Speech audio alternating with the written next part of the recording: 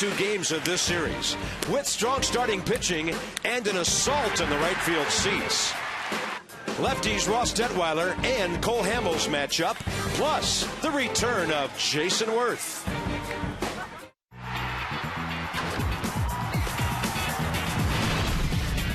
Washington Nationals baseball.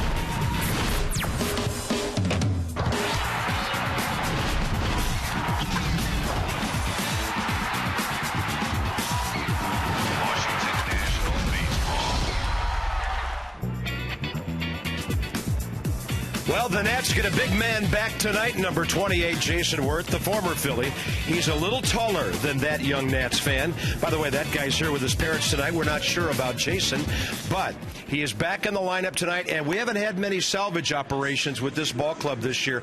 Tonight is one of those, and a little synergy now as Worth got back against the Phillies. Yeah, against Cole Hamels. You remember on May 6th, that's when he hurt his wrist. That's the same day that Cole Hamels drilled Bryce Harper. But let's take you back to that game, Sunday night ESPN game. Jason Worth coming on. That's where it all started. So back in the lineup today, a little ahead of schedule. You know, a lot of people excited and surprised that he's back in there at 296 on his rehab. It's the first time this year the Nats will have Harper, Zimmerman, Morse, LaRoche, Worth in the same lineup. Now, if they can get Ian Desmond back sometime soon, things will really be rolling. And, of course, another element to that very game back on May 6th with Bryce Harper and Cole Hamels, and that's something that we won't forget for quite a while. Yeah, round 2 today. Bryce and Cole met at the All-Star game, had a little chat. Things went well, but if you remember back on May 6th, drilled him with the fastball. After the game said he did it on purpose. He was being old school right there. Bryce Harper showed him what old school is about, stealing home on the pickoff throw to first. So we're anxious to see round 2 tonight, and so is Bryce Harper. And with a 4-game series coming up against the Marlins over the weekend, nice to get a win tonight. Miami and Houston, the next 2 opponents, some winnable ball games. Yeah, absolutely. A big game tonight for Ross Detweiler. When you're talking about a doubleheader tomorrow, he's got to give you some big innings tonight. A lot of lefties, Detweiler, Lannon, and Gio Gonzalez. And, of course, great to see Ryan Zimmerman back in the lineup. A pinch hit last night, hitting .373, 10 homers and 24 RBIs since the 1st of July. He's back. He's on fire.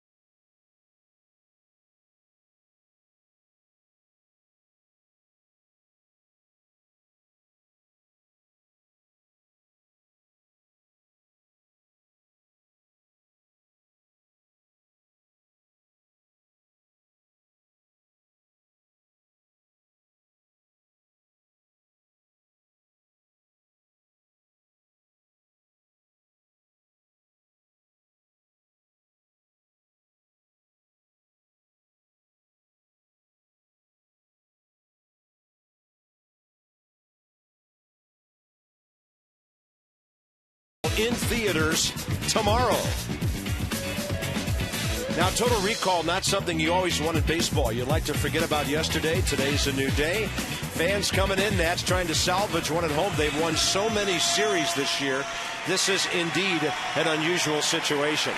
90 degrees, 53% humidity. Visit train.com for an independent train. Comfort specialist dealer near you. It's hard to stop a train. So the Nats take the field against this Phillies lineup without Ryan Howard tonight. Juan Pierre is not in there, but Carlos Ruiz is in the cleanup spot. 2 for 8 career with an RBI against Ross Detweiler, and he's 4th in the league in hitting, 5th in on-base percentage, and Carlos Ruiz at this stage of his career having a career year, to say the least. Ross Detweiler has made 5 career starts against the Phillies, 6 appearances overall. He's 1-3 with a 4.45 ERA, and a loud cheer as Jason Worth's image is up on the scoreboard playing behind Ross Detweiler.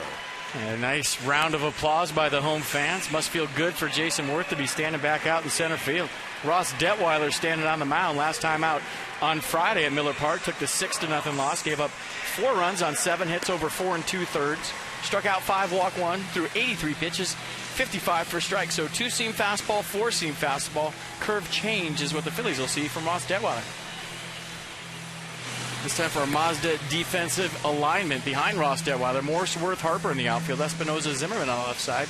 Lombardozzi, LaRoche on the right side. And Sandy Leon getting the call behind the plate. Mazda, engineered for the few who care about what they drive and the way it makes them feel. Because if it's not worth driving, it's not worth building. And speaking of worth building, there's Jason right there. Rebuilt that wrist, ready to go, feeling good. Nice to see him out there in center field. Well, the Nats have their 3rd pitcher of the month this year, and it's brought to you by STG. Find out why employees choose STG. Visit STGinc.com. Steven Strasburg, April, Gio in May, Jordan in July. First time this many from one team have done that since the 1979 Astros with Ken Forsch, Joaquin Andujar, Joe Niekro, and J.R. Richard. Those are all fantastic pitchers, and the Nats have 3 guys, young and fantastic themselves. And it seemed like every outing just topped the last one in the month of July from Jordan Zimmerman. Last one, I think, being the best. Fastball velocity, 96 miles an hour. I mean, how about that? You talk about 3 pitchers winning that in 3 out of the 6 months of a major league season. There's 15 teams in the National League, 5 pitchers per team, 5 starting pitchers. It could be a reliever, too, but all the pitchers in the league and the Nationals have 3 pitchers of the month. Impressive. Andrew McCutchen of the Pirates was the player of the month. Marvin Hudson, 13-year veteran, has the plate. Here comes the first one. And Jimmy Rollins goes up hacking. Underway at 7:07, and Adam LaRoche will grab it. Jordan Baker, first base. Tim McClellan, crew chief, second base, and Ted Barrett at third. And what a nice, quick way to get that first out. Well, Carp, I think you're going to see a lot of that tonight on both sides.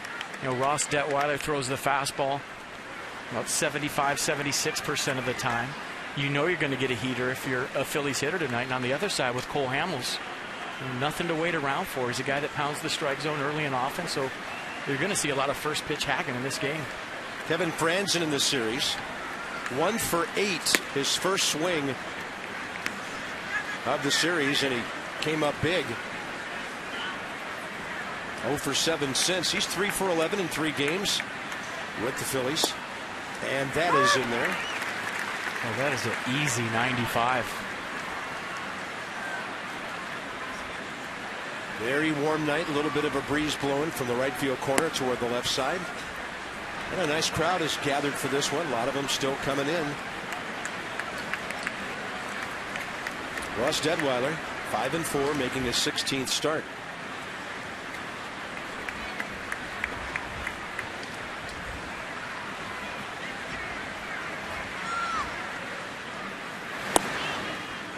Must have been low, 3-1. Remember his last start in Milwaukee, Carp. Kind of a weird line. Cruising along in the 4th inning, struck out Gomez and Braun to start that up. And gave up a double to Ramirez, a home run to Corey Hart for a couple of runs. And a high chopper. Detweiler lets it go by, knowing the range and arm of Danny Espinosa right behind him. 2 outs. A good play by Espinosa. Knows the speed of the runner.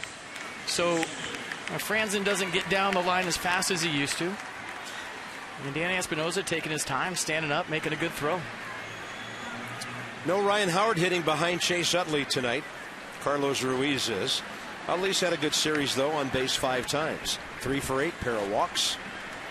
Checks in at 247, and Ryan Howard will be getting some days off between now and the end of the season. Down around the cage today, Charlie Emanuel very complimentary about what the Nats are doing. And at the same time, with Ryan Howard right next to him, saying, we get a lot of proud guys in this ball club. They'll make a difference in one race or more than one race before this thing's over. Yeah, Ryan Howard getting the night off. Last 5 games, 2 for 18, 111 with 12 strikeouts and 2 walks. And against lefties this year, just 3 for 24 and a 125 average.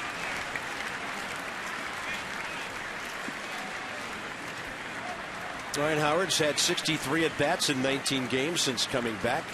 And the 0-2 to Utley, who fights it off and hits it right past Carlos Ruiz in the on-deck circle. And on top of that, lefty's hitting just 146 against Detweiler this year. All the Phillies people asking us before the game, how can a guy that throws so many fastballs be doing so well? And we were telling him how deceptive he is with the delivery. Very smooth, very slow, very easy. And the ball just gets on you. Sure does. That was inside, 1 ball, 2 strikes. One game involving the East today, and as we'll pitch track this one. The Mets at San Francisco put a hurt on the Giants this week. Beat them 9-1 today. Well, that's just the curse of Nate Scherholtz right there.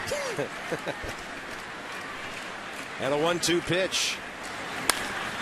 Chase Utley swinging the bat well. And a 1-hopper cut off by Bryce Harper. That'll get Ruiz to the plate. And that's important early in the game against a right-handed batter against the left-handed pitcher. And Chase Utley having a good series now, 4 for 9.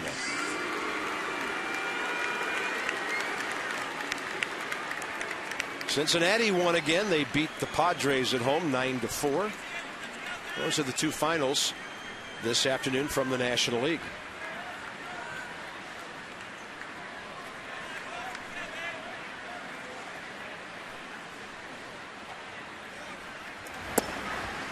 On the corner, well done. In this series, Ruiz had that double against Strasburg on Tuesday night and an RBI. His only hit of this series, 1 for 5. Didn't play last night. Eric Kratz performed well for the Phillies. And that's about the way Ruiz swung when he hit that double against Strasburg right over the first base bag. As we mentioned 2 nights ago, career batting average in 6 years of .265 coming in. And right now he is 75 points above that. Highest batting average ever in the big leagues 2 years ago when he hit .302 in 121 games. Utley with a great jump and a little chopper. Lombardozzi went one way for the runner, the other way for the ball, and he's got time to make the play. Steve had to cover serious ground right here. Yeah, covering the bag on the steal. Utley going, and look at him get all the way back. And Carlos Ruiz smelling a hit. Not so fast.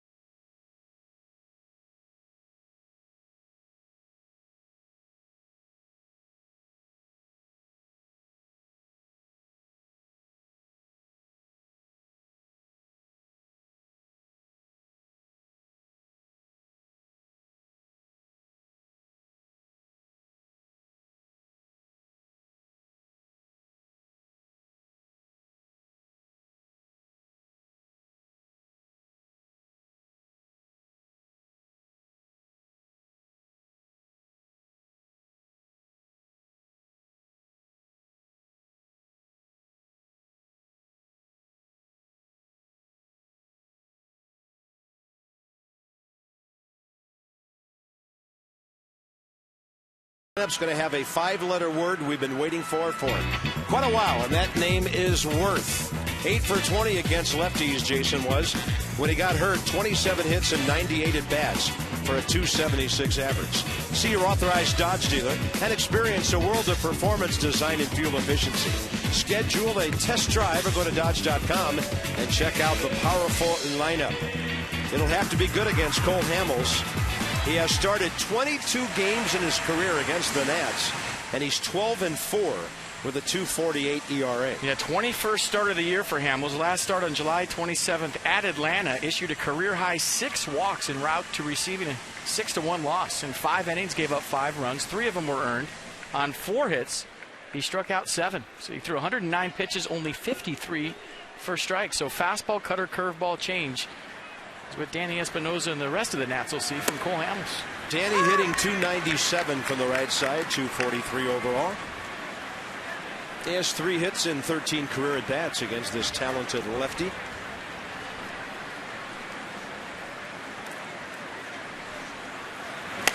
And a chopper, third base side for Kevin Franzen.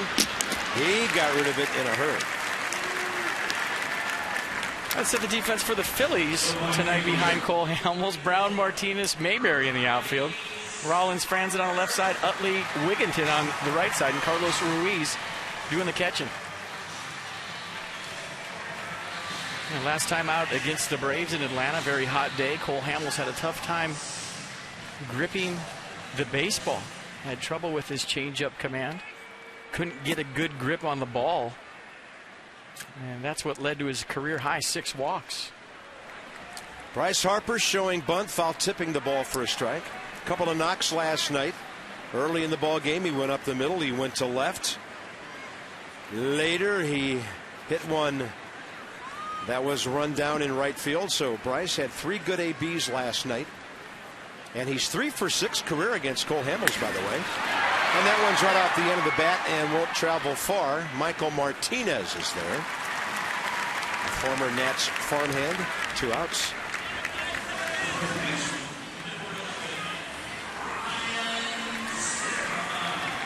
Check out some more numbers from our friends at STG. Last 9 starts here. Almost unbeatable. Well, there's certain things you can't explain as a baseball player. You walk into a ballpark, you have ultimate confidence. You play against a certain team, you play well against them, and if somebody tells you to explain it, there's no way you can.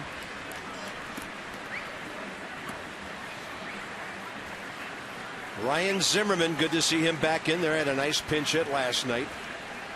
Came on in the 8th inning and hit a ball hard up the middle. He's had 15 career hits against Cole Hamels, a couple of home runs.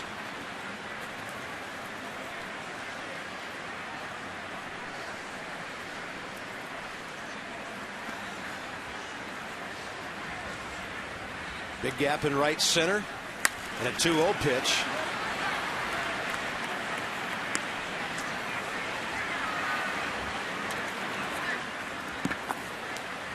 Miami is underway at Atlanta again tonight. Mike Minor going for the Braves.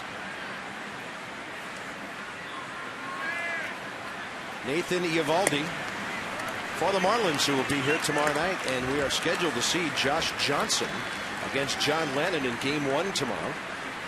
Michael Morse on deck. Gio to pitch the nightcap.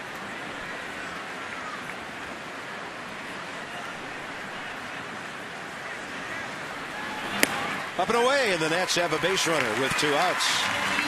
Ryan Zimmerman aboard with Michael Morse coming up with that lively bat. Well, I think if you're facing Cole Hamels today, you know you're going to get something hit early in the count. You just pick one side of the plate and go with it. Maybe not sit on a pitch, but sit on a location. If you can look for that cutter in, look for it in, and get the head out if you're a right-hander. And if you're going to look for the ball away, look for the ball away. But I don't think there's anything to wait around for. Guy's got great command. You know he's going to pound the strike zone. But if you're aggressive with a plan and you pick a side of the plate, you're more likely to have success against a pretty good lefty. He goes off speed first pitch on Michael Morse. Morse 14 hits in that 10-game hitting streak. Just 1 hit per game so far in this series, enough to keep that streak alive. Adam LaRoche is next here in the bottom of the first, as Morse is 3 for 12 career against Hamels with a home run. And that one is low. Counts even, 1-1.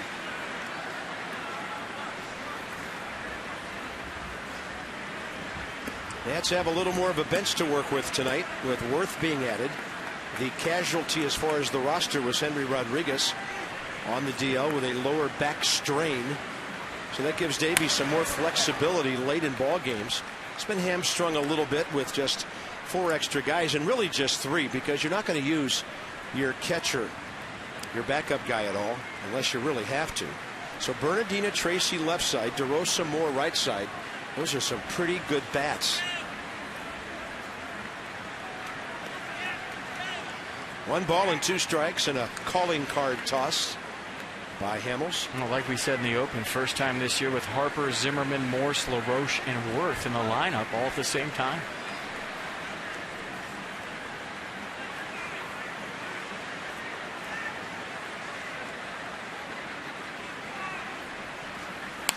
Ooh, fastball 94. Big rip by the big man.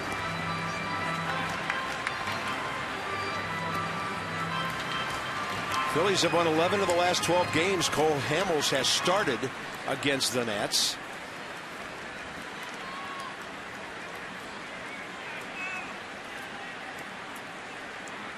And that's going all the way back to May of 08. 1 ball and 2 strikes. Morse fights that one off at 91. Season series, by the way, is even now at 4-4 with the Phillies winning a couple. And they've won 3 out of the 5 games here.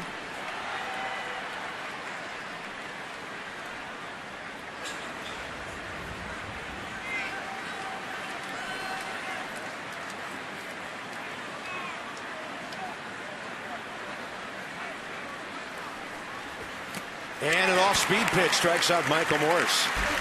Good sequence by Hamels after the walk to Zimmerman. No score.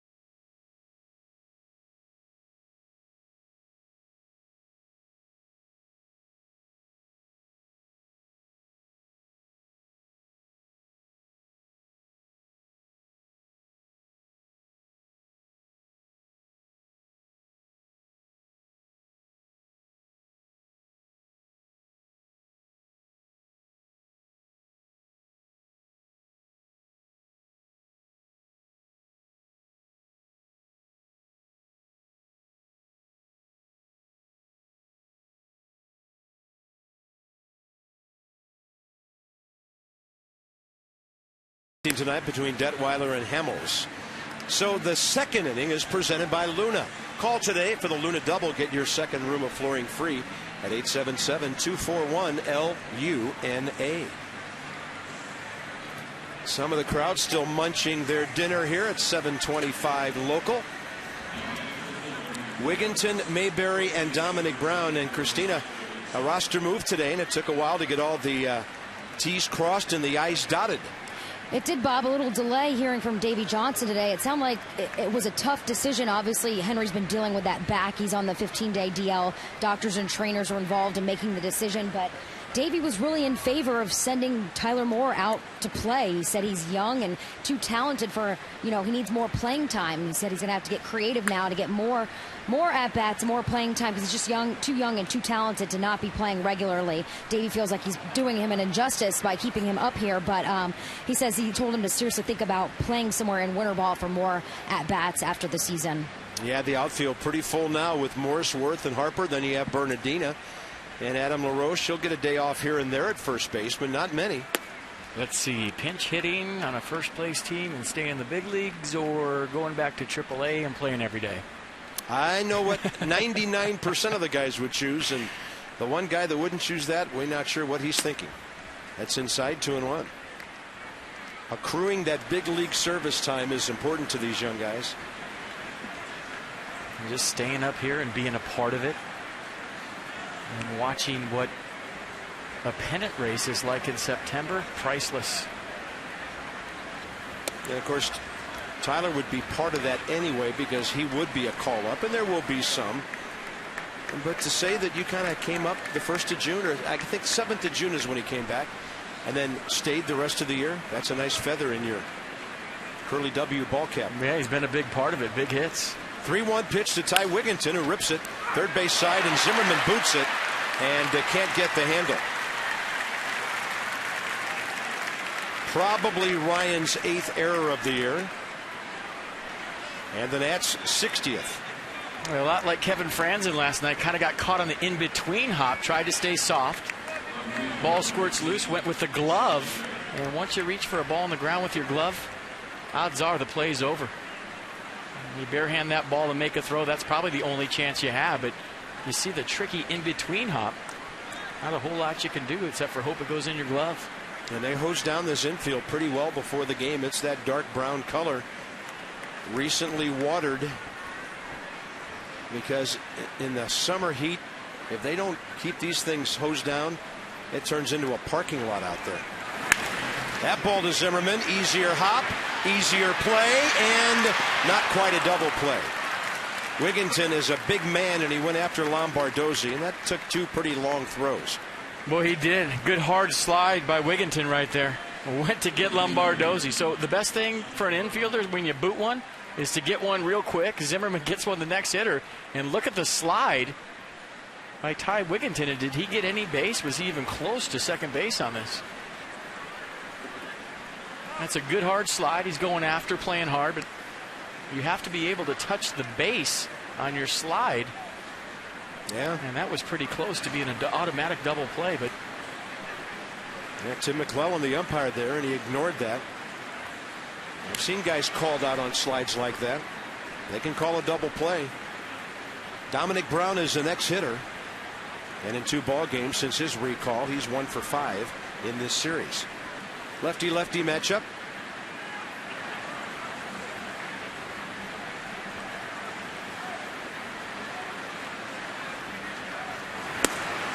Oh, most guys do on that slide is you go wherever you go, right? And you might be way out of the line, but you're going toward the fielder.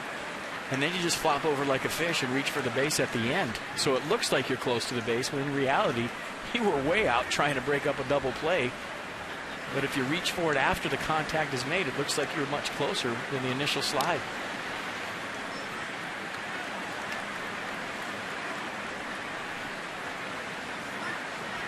And Mayberry runs well. I mean, the Nats did well to make that a close play.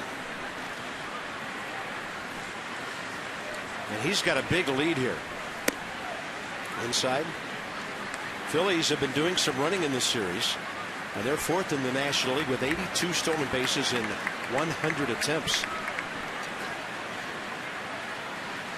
The old grinder, Charlie Manuel, a native of Lexington, Virginia.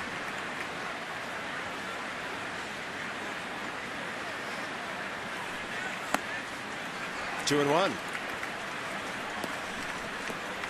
STG Inc. takes us inside the numbers this time with Ross Detweiler. 7 innings in each of those starts, 12 hits, 1 earned run in 14 innings. Digging the white uni. 2-1 pitch. That's low and inside. The Braves are at it again. Former Nationals farmhand Michael Martinez on deck. And the Braves have 2 in the bottom of the first at home on 3 hits. Check out the pitch distribution. Not a curveball to any left-handers yet, huh? Oh, that'll look good. So 2 on, 1 out.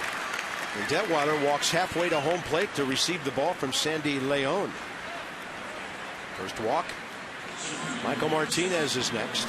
Well, if you can get through a lineup like the Phillies, first time around without showing them your off speed, you got them set up for the second time, because no matter who you are, second time up, you haven't seen a changeup. You haven't seen a curve. Maybe a little different situation right here, right now, with a runner in scoring position. Michael Martinez is a switch-hitting infielder, outfielder. 29 years of age. They took him from the Nats in the Rule 5 draft in December of 2010. He stayed with the Phillies last year in 88 games, hit a .196. Signed with the Washington Nationals at the age of 16. He's got a base hit. They're going to send Mayberry. A good throw will get him, and he is out at the plate. Bryce Harper nails him for the second out of the inning.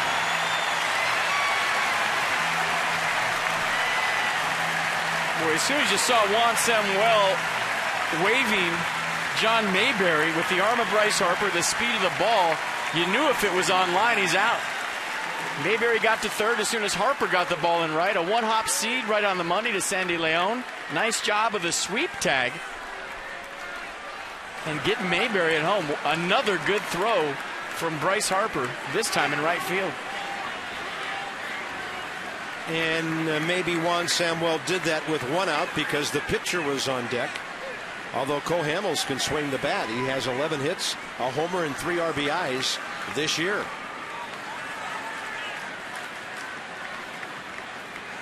Yeah, Hamels very capable of giving his ball club a sac fly with the bases loaded and 1 out. Took a risk, got aggressive. Bryce Harper said, not on my watch. So every time Cole Hamels pitches in a ball game, Bryce Harper has an influence on the game in sometimes unusual ways. That's a good fastball on the corner. No balls, 2 strikes. And what that throw did, along with getting the out, it turns around the mindset and the momentum here very quickly. Now Detweiler's pitching like he wants to end this inning right now. And he will with a breaking ball. First off-speed pitch of the night for Detweiler. Strike 3. Right through the front door to say hello. LaRoche, Worth, and Leon straight ahead.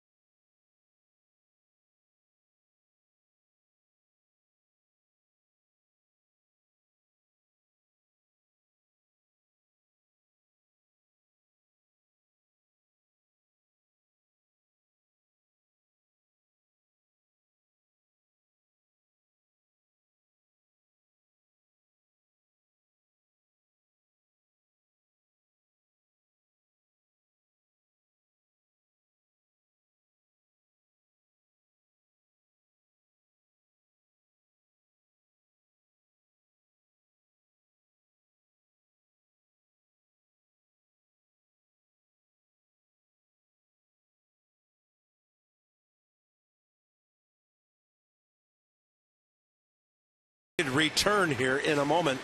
No score early. Saturday, the Nats and the Marlins at 7:05, and you can take home your Masson t-shirt. First 20,000 fans through the center field gates only, so make sure you come through the center field gates to receive your Masson t-shirt. Go to nationals.com/tickets to check it out. Does it say Carpenter across the back? I don't think so. I don't think there's a picture of a fish either.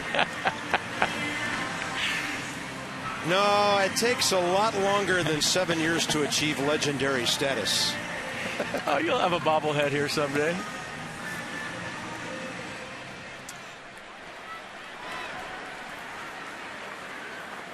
Well, that could be the lowest drawing crowd of the season, but what the heck. I'll take the rest of them. Adam LaRoche, first pitch. See you later. First row, upper deck. That's number 20. The Nats lead 1-0.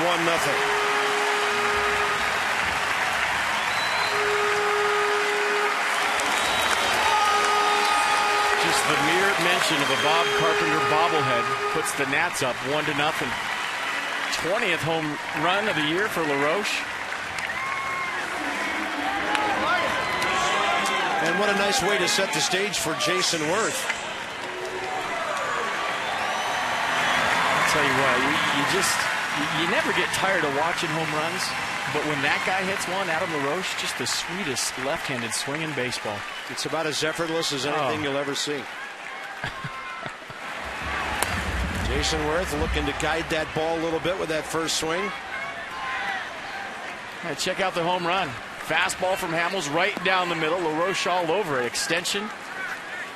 Big time finish up high. Look, that one landed. Wow. Number 184 career for Adam LaRoche. And Worth will take a fastball from an ex-teammate that just misses. They have faced each other 8 times. Jason has 1 base hit.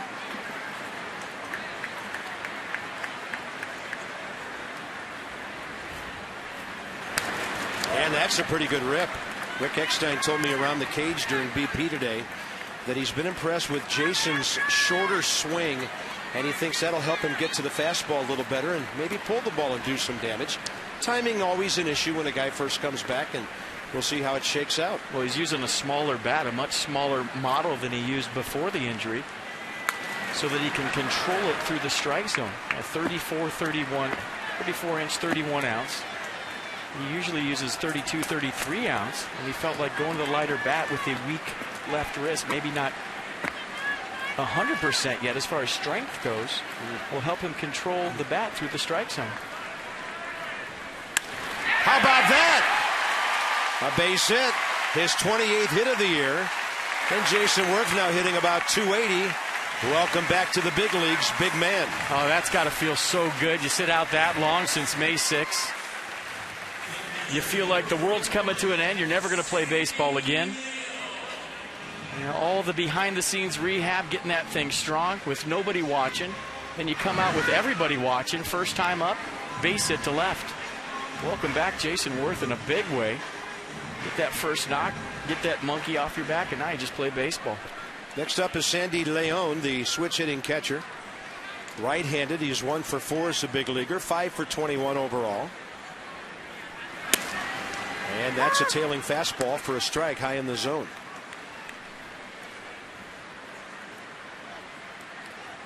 Meanwhile, things are getting ugly in Atlanta. The Braves have scored 3, and they have the bases loaded with 2 outs. And Mike Minor, the pitcher, is the batter. And Leon strokes one up the middle. Worth's going to make the turn and stop. And the Nats have 3 consecutive hits on Cole Hamels here. We talked about going up there first pitch hunting, looking for something early in the count, nothing to wait around for. Home run by LaRoche, base hit by Leon right up the middle.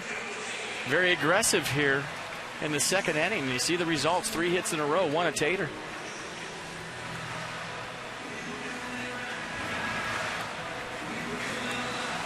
Now a spot for Steve Lombardozzi, a really good contact man. 1 for 7 with a walk in this series. Lombardozzi this year has struck out 29 times in 270 at-bats. So he makes contact in the upper 80 percentile. And a pitcher on deck in Detweiler. And this is a big sequence for Cole Hamels early in the game. Lombardozzi, 216 from the right side of the plate.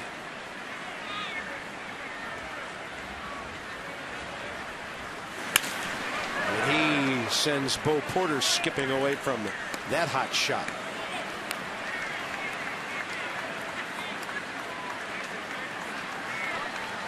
I think if you're Jason Worth and you've missed 75 games, you know, the timing's there. He went down and took his time and made sure that he got enough at-bats to catch up to the rest of the league when he came back. The one thing you probably keep an eye on is how he fares on a day-to-day basis when you haven't played for that long. Not so much the wrist, but the legs. Right now in this situation with Worth at second, Chase Utley is starting the pitch real close to him and then scrambling as far as he can to his left as the pitch is thrown, because there's 80 feet of hitting room on the right side of the infield right now. So Utley has to be very active here. And Lombardozzi way out ahead of that off-speed pitch. 1 ball, 2 strikes. But it's a good thing. Anytime you get fielders moving around, things can happen, especially with a contact guy in there.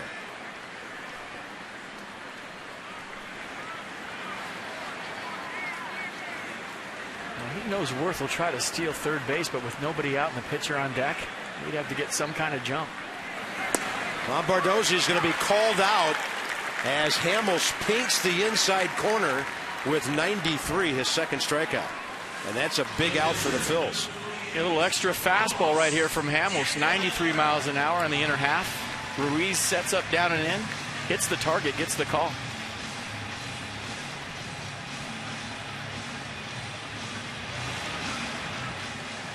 Ross Detweiler has 2 hits this year with an RBI. In his career, 3 runs batted in on 5 base hits. And he shows bunt with 1 out. Trying to move those runners over and give Espinoza a shot.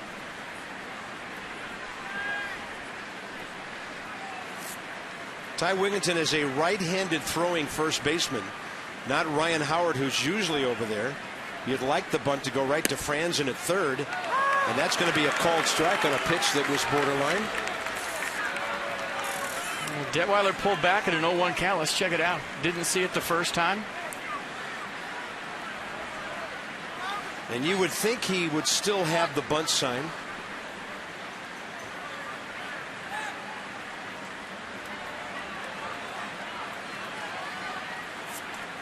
Atlanta settled for 3 in the first as all 9 men batted. And Detweiler will foul it and strike out.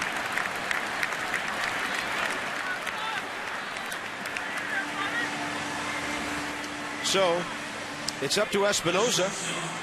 There is a runner in scoring position, Jason Worth. And Danny pulled the ball first time, bounced out to the third baseman, Franzen. Cole Hamels doing a very nice job of paying enough attention to Jason Worth at second base, but not paying so much attention to him that he loses focus on the pitch he has to throw. Just enough attention to a runner on second that has a chance to steal third, but not to where you're losing focus on the pitch that you need to make.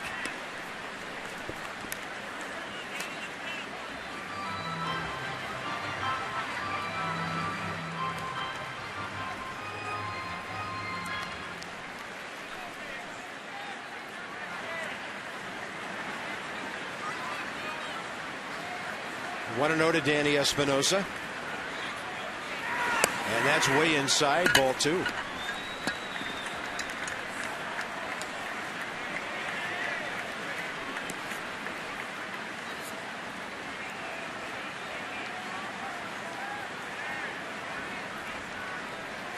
Bryce Harper hit a fly ball to center against Hamels, first time up.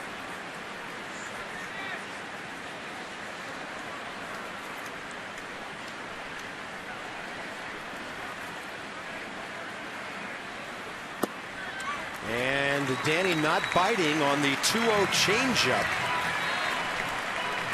If he sees a fastball, would you let him rip away here? Absolutely. Cole Hamels not going to give in, though, with Bryce Harper on deck in the left-on-left matchup. Even though there's a base open, his third base. You got Espinoza up there, better right-handed hitter than left-handed hitter. Probably not going to give in. Change up high in the zone.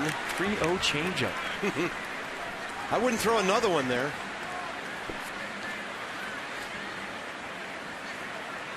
But if you're Bryce Harper on deck and you're looking at that, you're thinking, hey, he's pitching around him to get to me.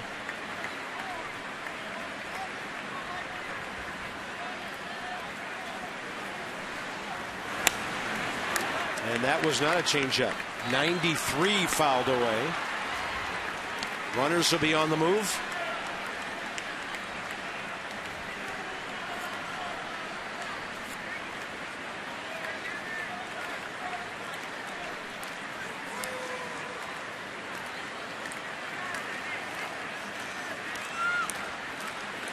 Now for Espinosa, you got to be thinking right now, 3-0 changeup, 3-1 fastball. What's he going to throw me 3-2? Well, he went 93 again. Danny late for it, but alive.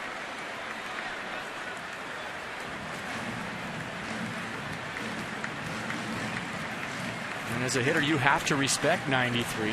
It's not like you can sit on a 3-2 changeup in this situation. So look fastball, adjust to everything soft.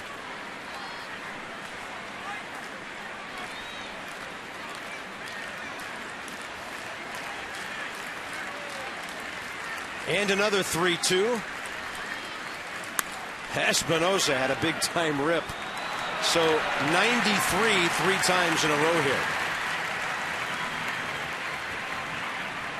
And that hack right there by Espinosa might change Cole Hamels' mind on another 3-2 fastball. Getting closer every time he throws him one.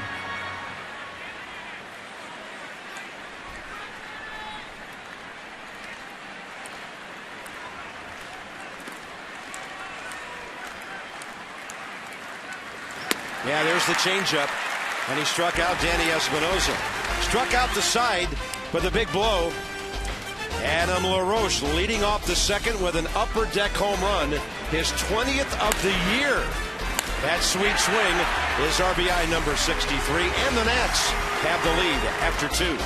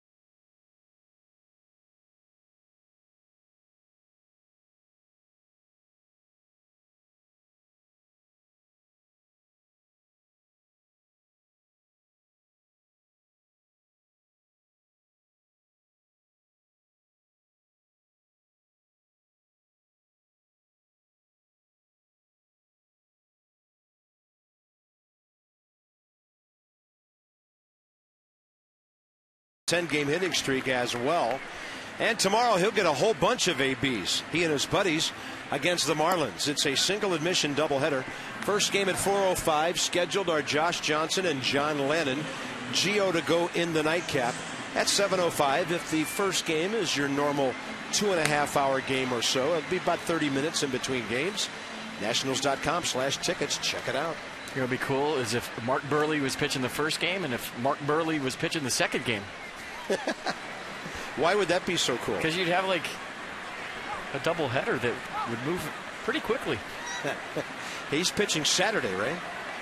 I think so. I think I saw the matchups for today. Saturday's game is Jordan Zimmerman against Burley. What a good matchup that is. And then Strasburg and Ricky Nolasco. By the way, they've announced that Brad Hand is now going to pitch the first game, evidently, for the Marlins. So they flip-flop. Josh Johnson was in their notes for several days with the first game. So they'll go with a young pitcher to start things off. Zimmerman, backhand, on target. Throws out Jimmy Rollins by a pretty big margin. And the third inning's off to a good start. Little backhand play, playing in for the bunt. A couple of steps to his right, plant and throw. Nothing to it.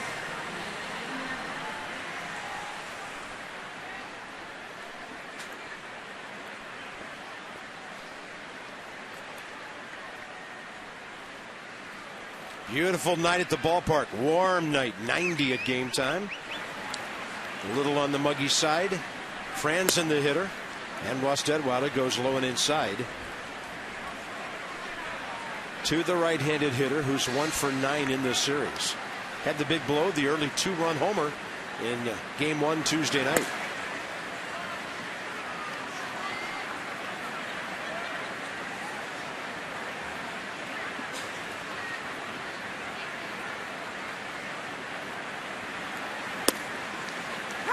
Two and one.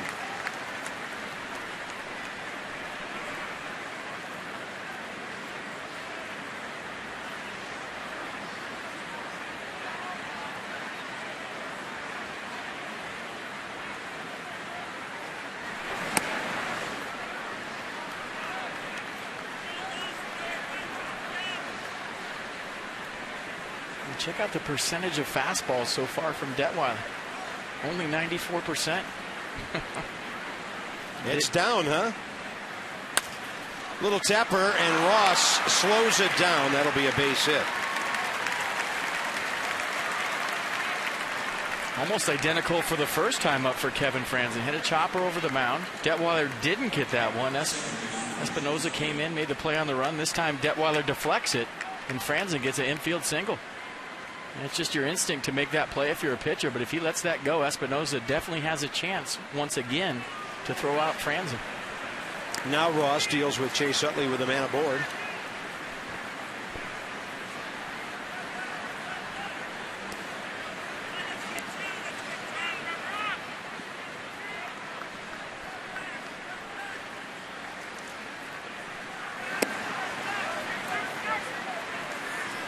Detweiler lost his footing right there and almost threw a strike. That fastball 91, probably his slowest heater of the night, but he caught a cleat and almost fell down.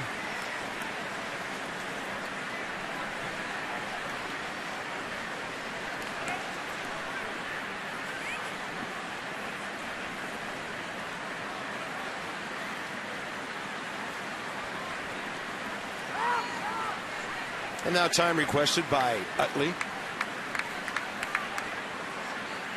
That little trip by Detweiler, and he almost threw a strike. Matter of fact, pitch track had it as a strike.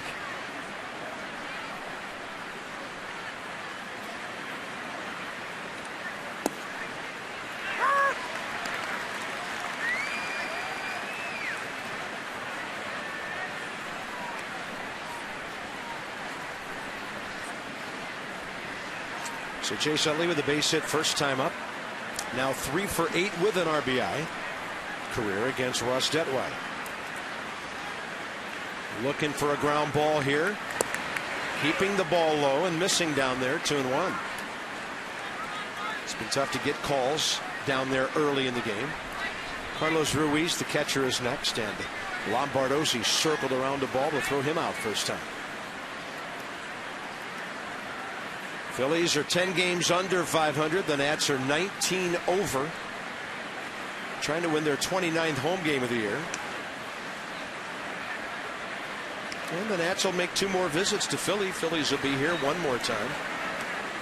So after tonight's game, this season series only halfway over. So the Braves ahead 3-0 early. Mets won today. And that 10.5 reflects that.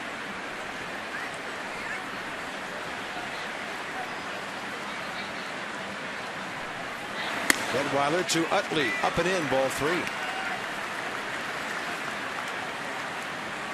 And Chase Utley showed that he could cover the fastball in first time up. Shot a rocket line drive out to right field. And Detweiler trying him in there again.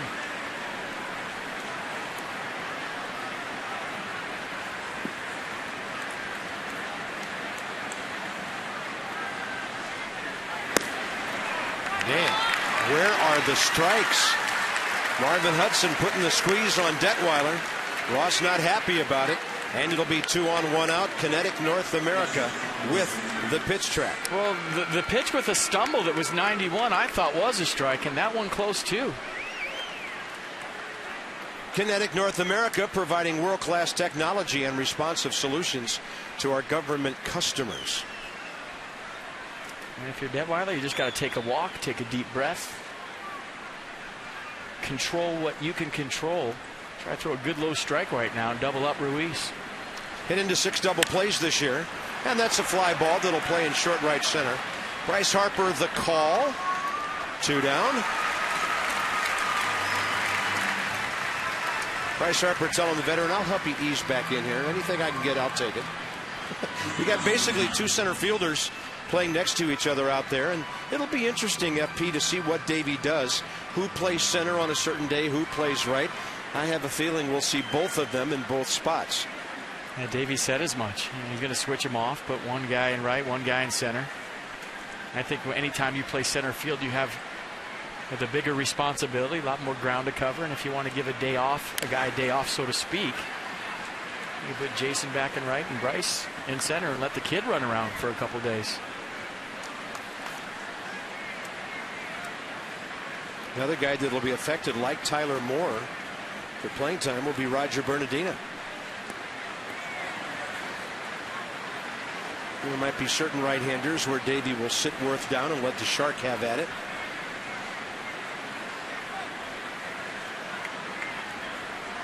Ty Wigginton reached on the Zimmerman error first time. Ryan's not going to boot that one. He's going to throw him out, and the Nats are out of the inning. Phillies have left 5 already. Harper, Zimmerman, and Morse. 1-0 Washington.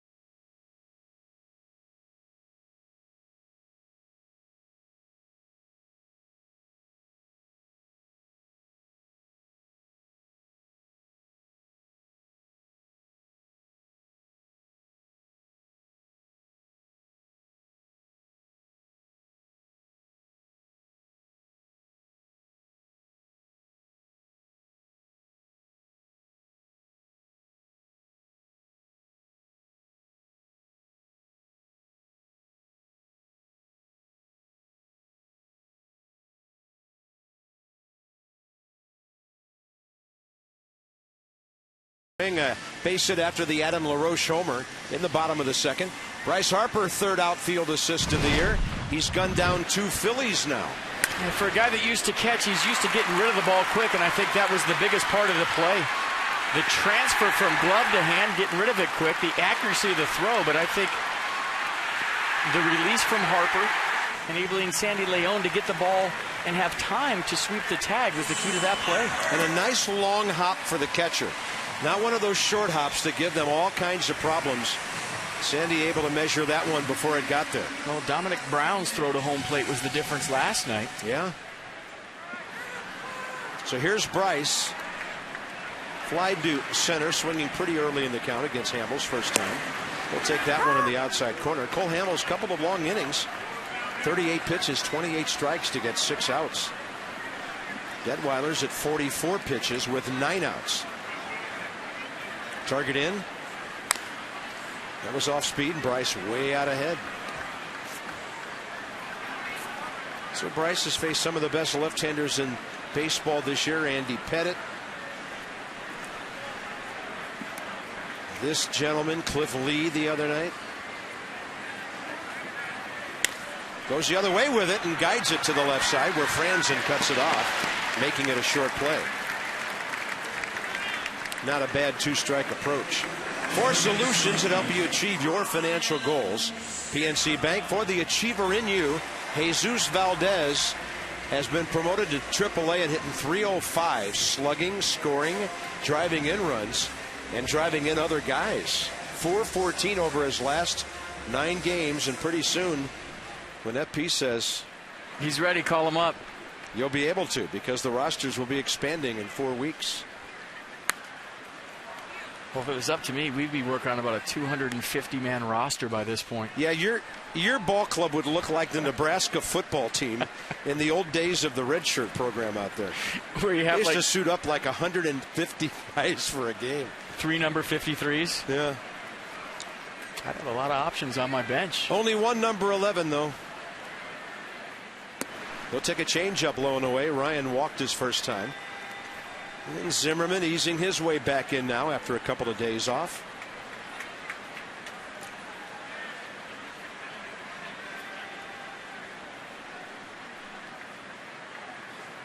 And he takes another changeup, up and away.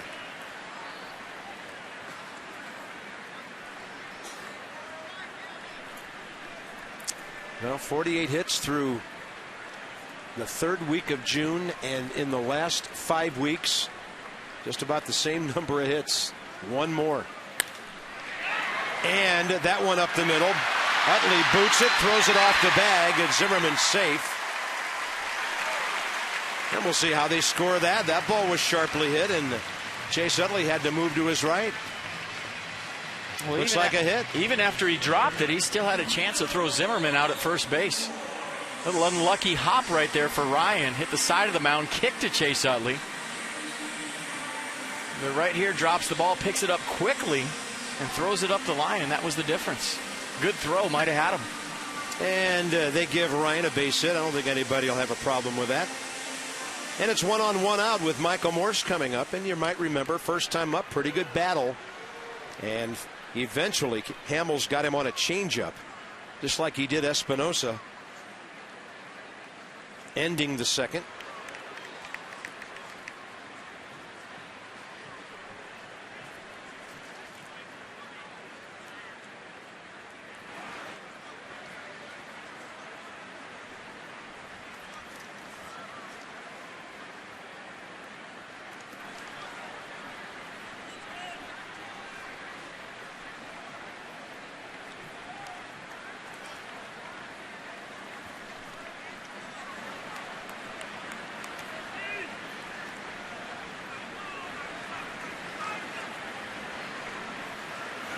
And Morse hits that ball hard. It eats up Jimmy Rollins.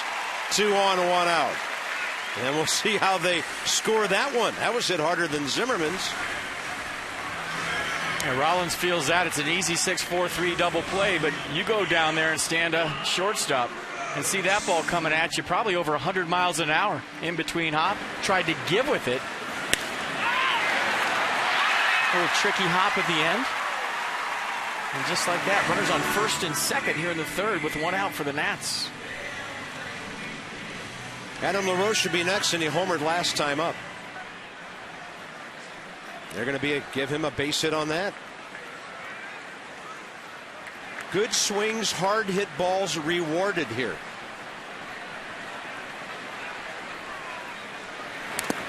And a swing and a foul tip. Well, it's nice to see a scorekeeper that realizes that that was just too hot to handle. Yeah. How many times have we seen this year, oh, he got a glove on it. That's an error. Yeah. And then it's not taken into consideration how hard the ball was hit or if it was a routine play or not. And LaRoche will drive in another run. His base hit to left center. Runners flying all over the place. And LaRoche ends up at second base. Michael Martinez threw that ball way off at third. And the Nats are hitting, they're running the bases, and they lead 2-0.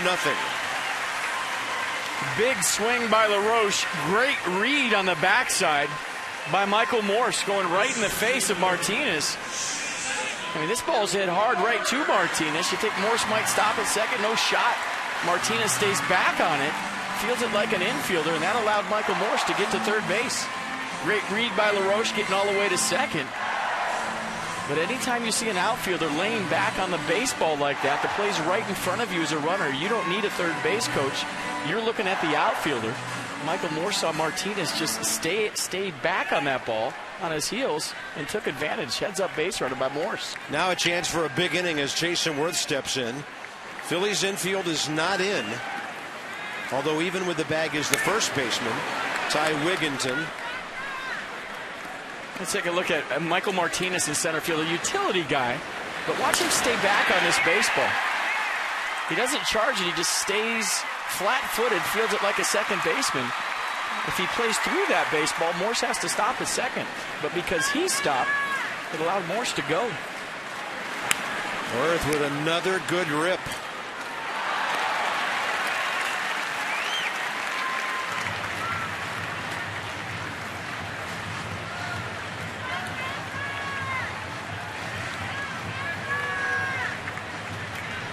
So the Nats have collected a bunch of hits off Hamels. 3 last inning, 3 here in the third. They lead 2-0 and still only 1 out.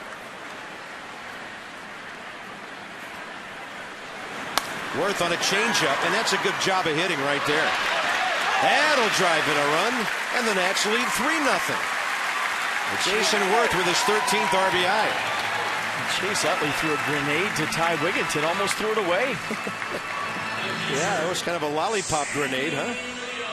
A nice piece of hitting right here. Jason Worth protecting, and with the wrist, nice job of going down and getting that pitch. Go over and high-five Michael Morse for getting into scoring position, get to third base for you, getting you an RBI. Good job all the way around. Here's Sandy Leon, who has a big league hitter, is 6 for 22. He goes up hacking and bounces that one into the Phillies dugout. So 2 consecutive innings with 3 hits. And in the inning when they didn't get a homer, they've scored 2. And maybe more.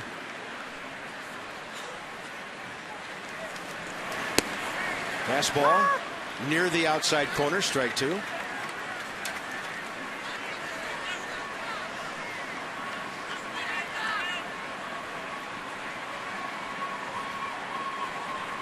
It's a nice piece of hitting by Worth with 2 strikes, get that RBI and that run home.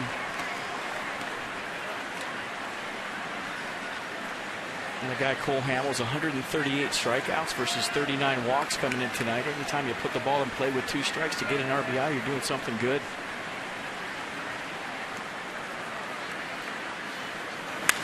Leon hits it well and foul.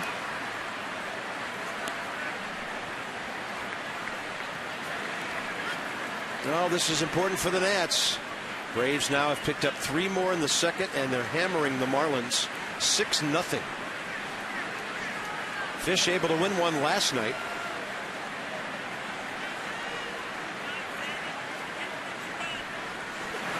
And Leon will take that bouncer. Good block by Ruiz. Bounce back even, 2-2. Lombardozzi has been up there twice, actually once tonight, struck out looking on a borderline inside pitch. Back in the second. And Leon reaching for the changeup, can't get it. Another good inning for the Nats. Hard hit balls by Zimmerman, Morse, and LaRoche. And the big boys in the middle are doing it tonight. Worth an RBI.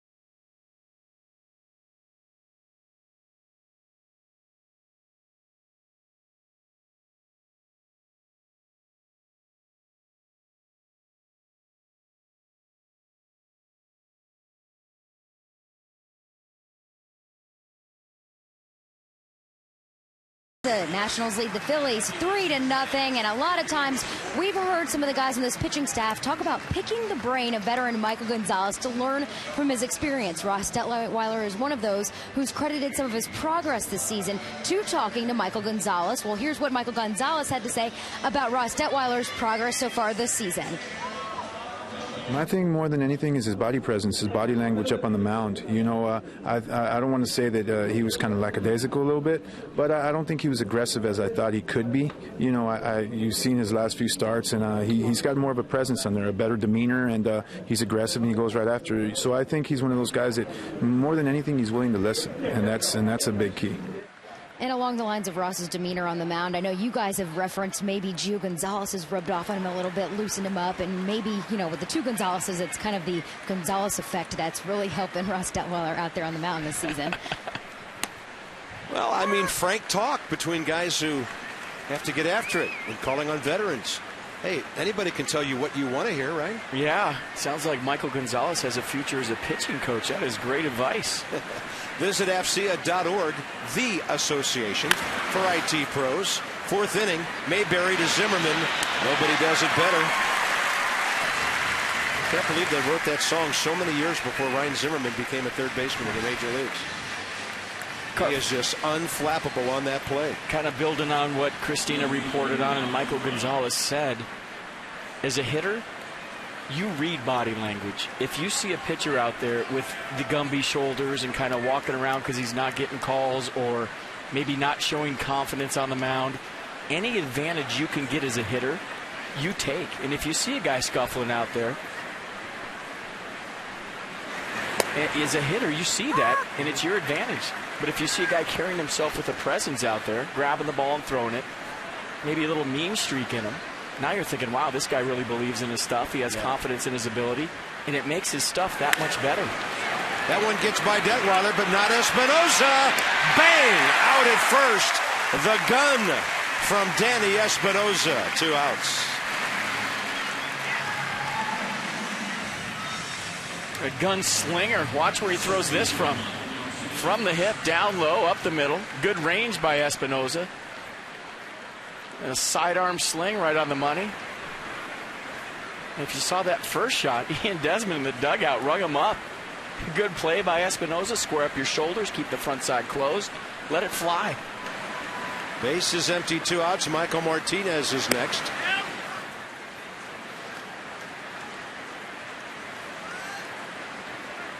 He definitely improved to that last play. 7 ground ball outs now. They're coming with more regularity, and that one scoots foul of the bag. Let's watch that one more time. Let's watch Ian Desmond in the dugout. He's got the red top on. You just saw him. So he'll be in the background right here. Future as an umpire. Bam. Got him. Ian, it's the right arm, buddy. But we catch your drift. Ring him up. That's great. Well, you know, that's like Zimmerman applauding Chad Tracy last night. Guys being replaced by other guys who are making plays, and they applaud them.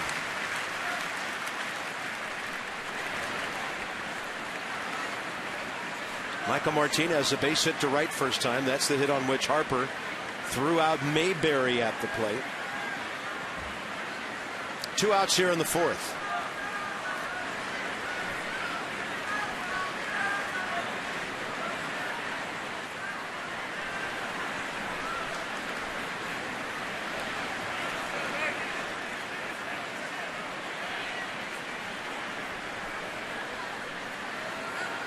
Lots of heaters.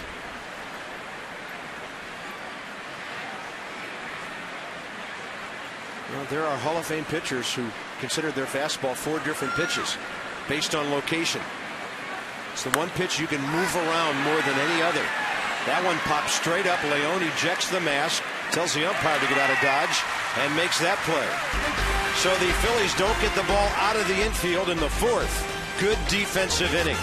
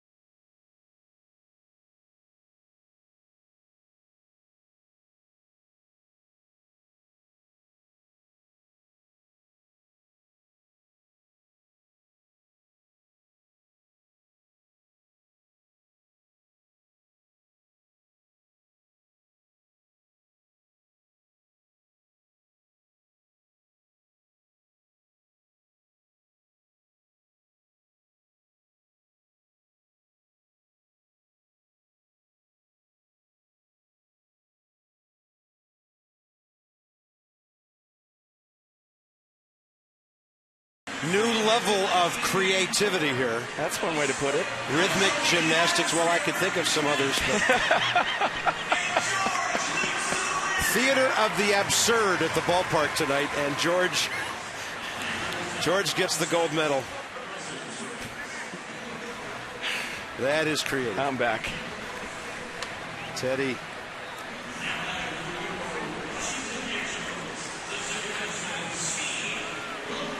And to think Teddy was around before Jesse Owens. So here we go, bottom of the fourth inning. Lombardozzi, Detweiler, and Espinoza. My greatest challenge as the Nationals TV announcer doing play-by-play is making sense of the president's race. Baseball is a simple game compared to that. You okay over there? You just lost an analyst. You cannot make that stuff up. Lombardozzi gets jammed. Little pop fly right side. Ruiz and Wigginton.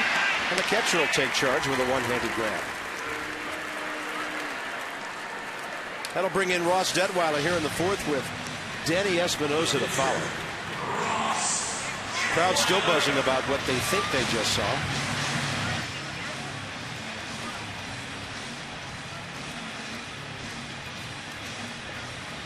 Pretty sure Bob Costas won't have the four of them on tonight. They went fencing last night and rhythm gymnastics tonight. Oh boy, let's hope they're not going to do water polo. That could get ugly.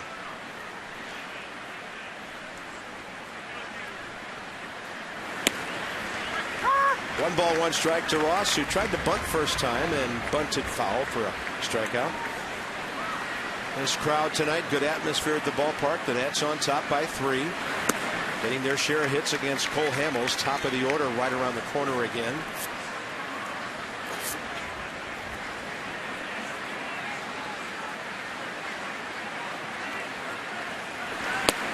And that'll be 2 outs. Cole Hamels with his 6th K of the night. Tomorrow, 4 o'clock game, and the first of 2. The Nats will have John Lannon against Brad Hand. He's a lefty. He was 1-8 last year. And Gio Gonzalez goes against Josh Johnson in the nightcap. Jordan Zimmerman, Mark Burley on Saturday. Steven Strasburg, Ricky Nolasco on Sunday. And then it's on to Minute Maid Park in Houston. Nats will be there for 4 days. And then on to Arizona and the city by the bay. Not 1 but 2 presidents' races tomorrow at the ballpark. Yeah, that will be a single admission doubleheader for them as well.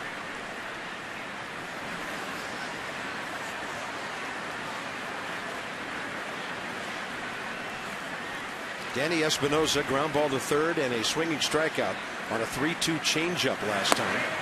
You might remember Hamels fell behind 3-0, threw him a changeup, bunch of fastballs. He fouled a bunch of them off, and then he got Danny on the off speed. Third time around is a problem for Hamels, but not much of a problem. He's 11-5 with a 3.31 ERA on a losing team. He has nearly 25% of the Phillies' wins this year. He has 11 of their 47. And was handsomely rewarded for that too, signing that big contract. That ball really tailing outside. When you see guys swing and miss by this much on the Nissan pitch track, you know that changeup's got some movement. Yeah, a little tail to it, good arm speed, good location.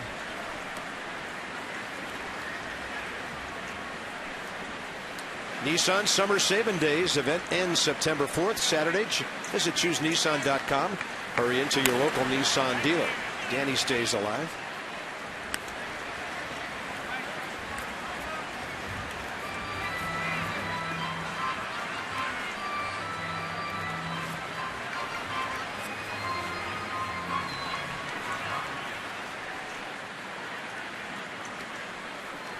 Bryce Harper if the inning continues.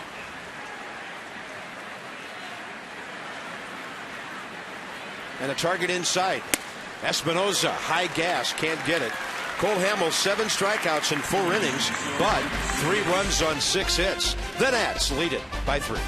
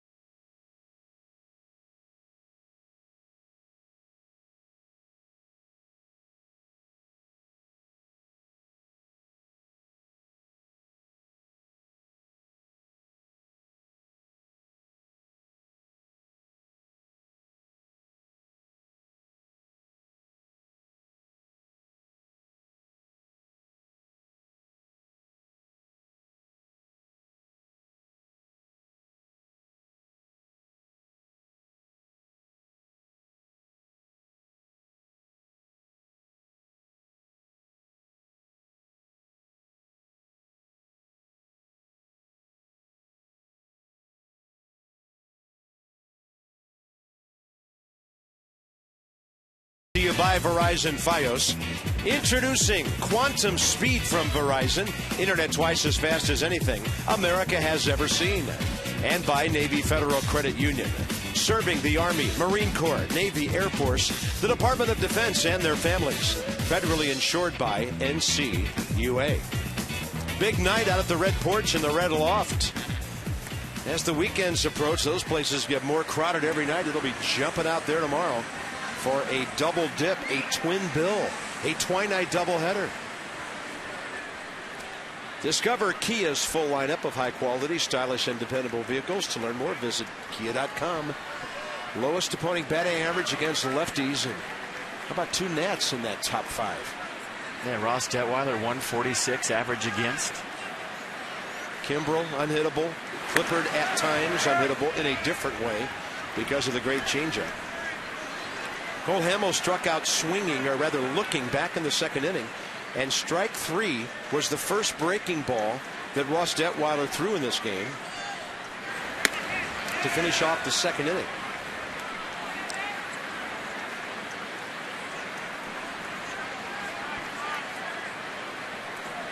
I mean, there must be so much deception to the arm side fastball from Ross Detweiler or lefties. Because when you think about him left on left, you don't think about a nasty Gio Gonzalez type curveball to lock up a lefty. I mean, He throws him a lot of heaters. And another one on the corner this time to Cole Hamels. Count is back even 2-2. Jimmy Rollins at the top of the order. Pop up and a ground ball. And Hamels strikes out for the 2nd time. And the good news is that's only the 2nd strikeout by Detweiler.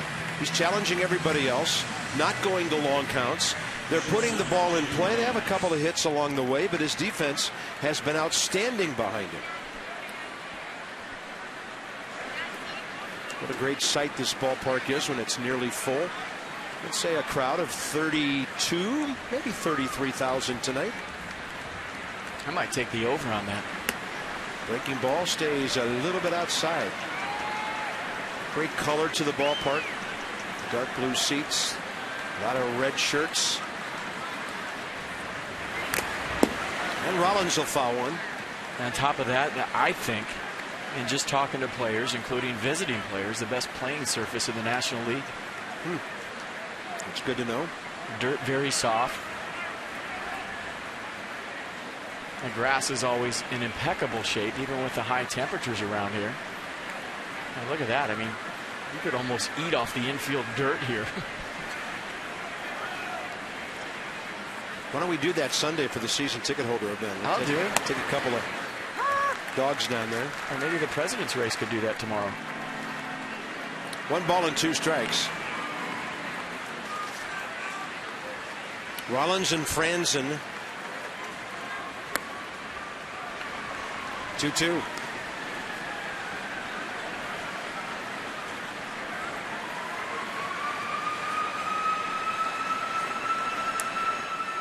.95% on the heater. And then he goes changeup on Jimmy Rollins, slows down his bat for a little pop fly to Bryce Harper. 2 down. What is he thinking throwing an off-speed pitch right there? He's thinking he wants to get a 1-2-3 inning. Maybe for the 2nd time in a row. Place a deposit on season tickets for next year. If you do, you'll receive postseason ticket purchase priority if the Nats go to the playoffs. Go to nationals.com/2013 or call 202-675-NATS. The offer expires September 15th. Some restrictions apply.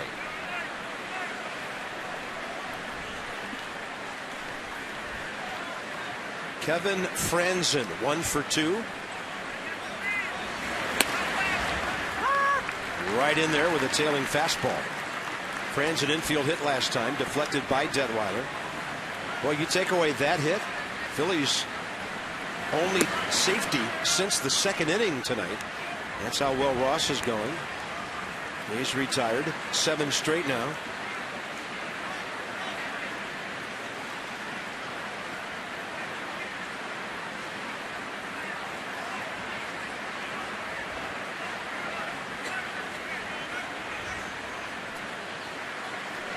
Ross Detweiler's career record is 11-18.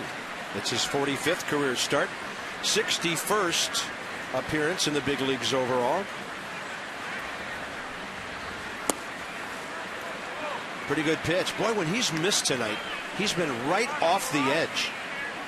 Well, those aren't easy takes for hitters. I mean, this looks like a strike all the way. Might have finished a strike, didn't get the call. If he continues to lead, there has to be a point sometime tonight in the next inning or two when he'll start getting all those calls. Adam LaRoche puts it away. So Ross Detweiler cruising 8 in a row halfway through the game now.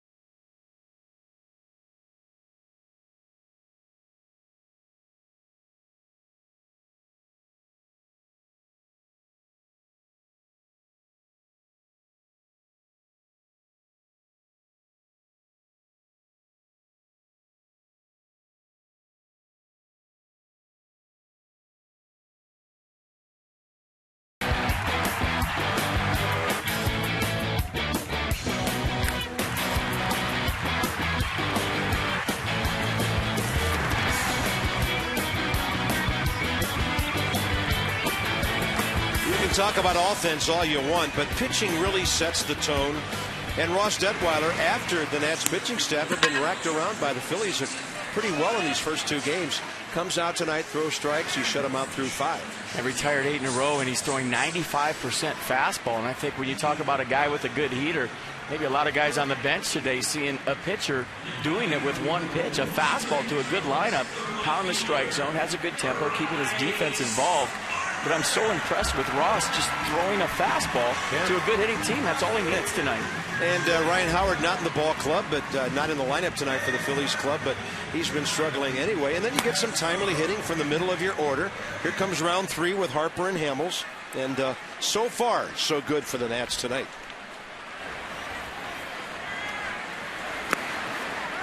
It's low, and the bottom of the 5th is underway. Bryce is 0 for 2 with a fly ball to center and a ground ball to third on a defensive 0-2 swing. 70 pitches, 53 strikes for Hamels in his first 5. Bryce will pull that ball softly over to Chase Utley.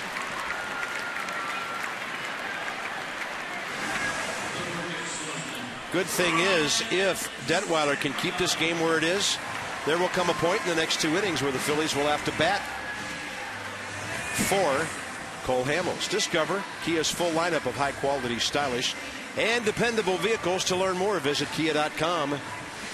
So Ryan Zimmerman tonight, a walk and a base hit. He's 16 for 56 against Hamels, 2 homers, 4 RBIs. Cole Hamels' first full year was 06. So was Ryan Zimmerman's. Cole Hamels just looked like there was something on his hand. Stepped off the mound, rubbed the rosin.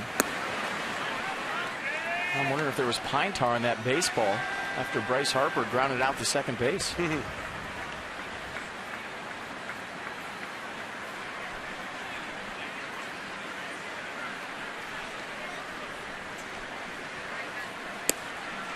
Counts even, 1-1. Well, it's raining again in Atlanta. It's the top of the 4th inning. They lead the Marlins 6-0, and it's raining. They had to wait out a long delay 2 nights ago while winning. That's a strike up in the zone, inner edge to Ryan, and it's 1-2. Well, that game's not official yet. Right. And I think they should cancel it and make it a part of a doubleheader coming up sometime soon. Braves with a 6-0 lead. Why not? Zimmerman couldn't lay off. Pitch was up and away. Cole Hamels has that strikeout touch going. That's 8 tonight. Sunday is Michael Morse bobblehead day, presented by PNC Bank. First 15,000 fans receive it. You must enter through the center field gates to receive that promotional item. Go to nationals.com/tickets, and you can take Michael Morse's bobblehead home with you. He said it's even got his tattoo on it, on his arm. Oh, yeah? Oh. Scary realistic. Oh, that was the picture of the bobblehead? Yeah. Oh. You thought he was hitting, didn't you? Frozen in time. There it is. Morse tonight, a swinging strikeout and a base hit up the middle. Now he has an 11-game hitting streak. And that was a big-time rip, and the count's 1-1. So Michael, and you might remember, took him about 100 at-bats to really get warmed up. And now he has just been outstanding since. 218 at-bats on the season now.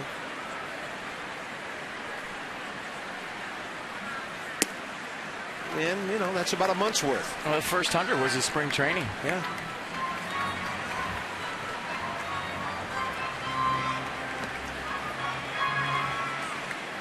$15 for 43 during his hitting streak. 3 for 10 in this series. Looking for a multi-hit game. That'll be up the middle to Jimmy Rollins. Easy inning for Cole Hamels. He has settled his night down. Utley's coming up. Ruiz and Wigginton. Detweiler a challenge ahead.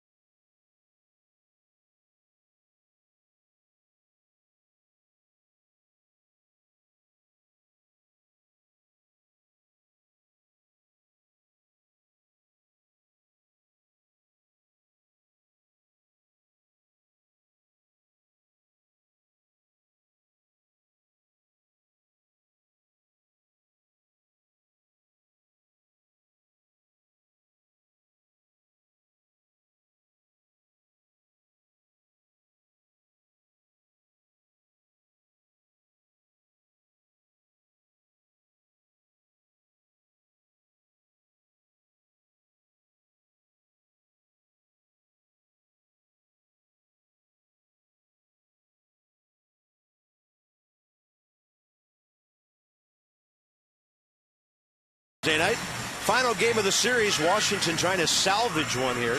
Haven't uttered those words a whole lot this year.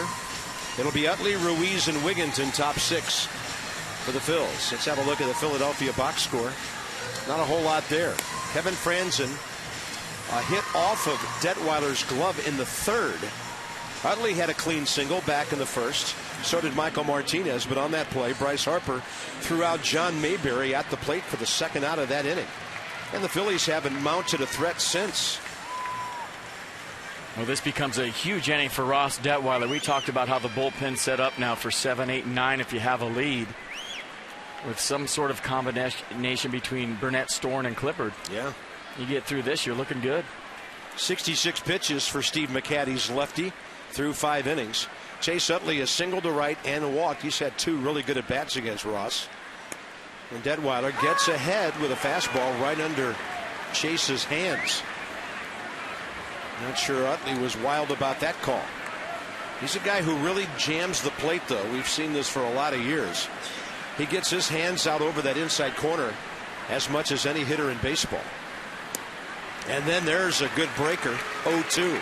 That's so impressive when you haven't thrown it very much, and then you go to it and it's there. It's a field pitch. Ross has probably thrown 2 or 3 of those tonight, and he breaks off a perfect one right there for strike 2.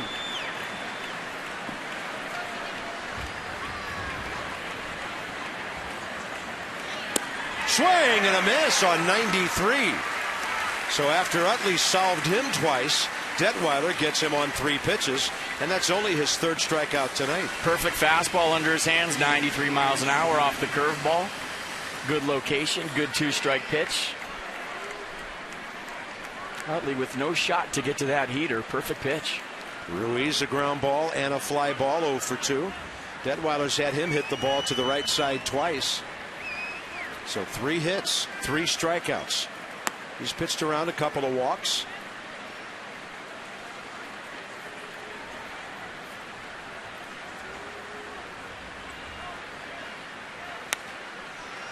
Keeping the ball away from Ruiz consistently tonight.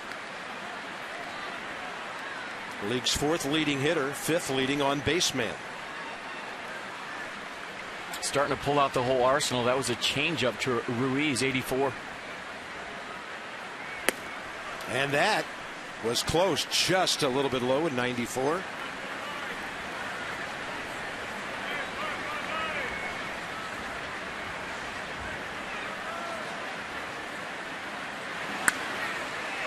And that was off speed, 84. Harper over near the barrier, catches the fair ball for the 2nd out. Tonight's copyrighted telecast is presented by authority of the Washington Nationals and may not be reproduced or retransmitted in any form, and the accounts and descriptions of this game may not be disseminated without the express written consent of the Washington Nationals. 90 degrees at first pitch tonight, and now Detweiler has 2 outs, 6th inning, bases empty. Ty Wigginton. 2 ground balls to Ryan Zimmerman.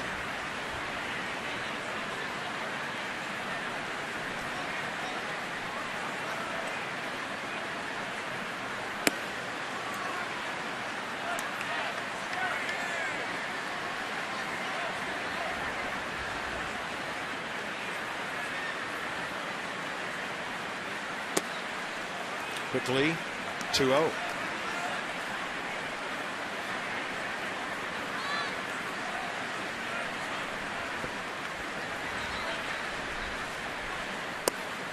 And Ross gets a strike there.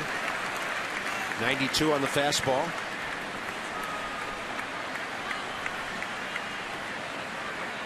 Making his 16th start of the year, 22nd appearance overall. Throwing free and easy, ground ball, Espinosa.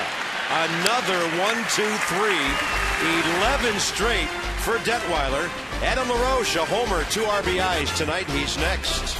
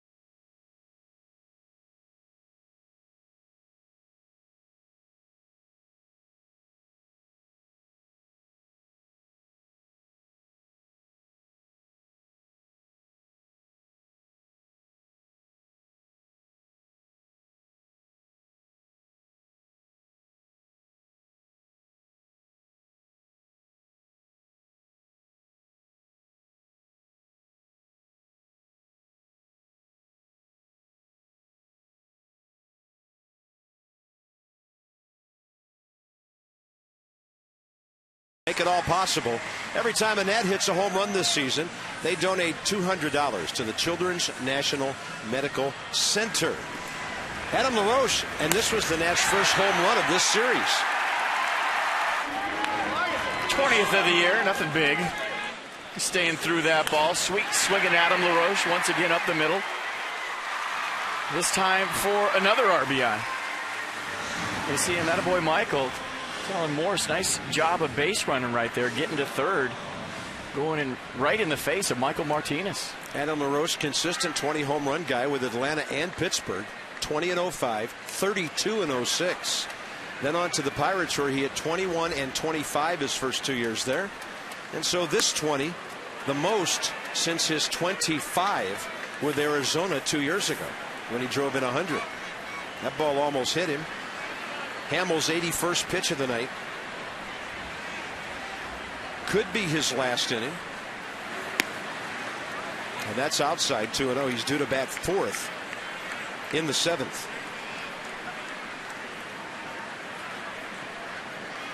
So Adam LaRoche, 15 for 35 in his 10-game streak now. That little tapper foul, 2 balls, 1 strike. The Nats box will show a lot of activity from 3 through 6, and then a hit from number 7 as well. So a big night for LaRoche. Jason Worth is 1 for 2 with an RBI grounder in his return. And a 2-1, and Adam LaRoche is 3 for 3. Right back from where it came. So some good at bats, and here comes Worth. Yeah, check out Jason Worth's return. First time up, did a nice job of checking in. You got to think he's nervous, right? Hasn't played in 75 games. Probably a lot of butterflies in that first at-bat. Just a lousy single to left. First one's always the hardest, and in a 2-strike count against a guy that's got great stuff, enough stuff to put you away. Extends right there, a little ground out to second base for the RBI. So 2 good at-bats tonight, and the first game back for Jason Worth. Did you notice, Jason, after he made contact, he looks down at third, make sure that runner's coming home. He has got his head on a swivel all the time and knows everything that's happening from line to line. This is his 101st at bat of the year, so he's hitting right at 280. And first pitch swinging, a blooper out beyond second base for Jimmy Rollins, 1 out. First time he's gone after the first one.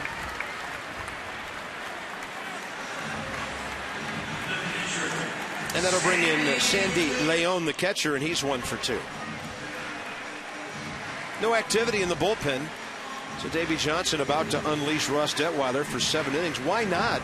He's only thrown 77 pitches in 6 innings.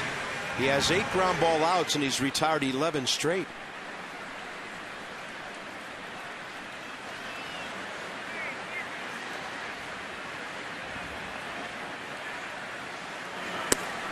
And off speed misses to Leon. As a right-handed batter in the big league, Sandy 2 for 6 with a base hit tonight.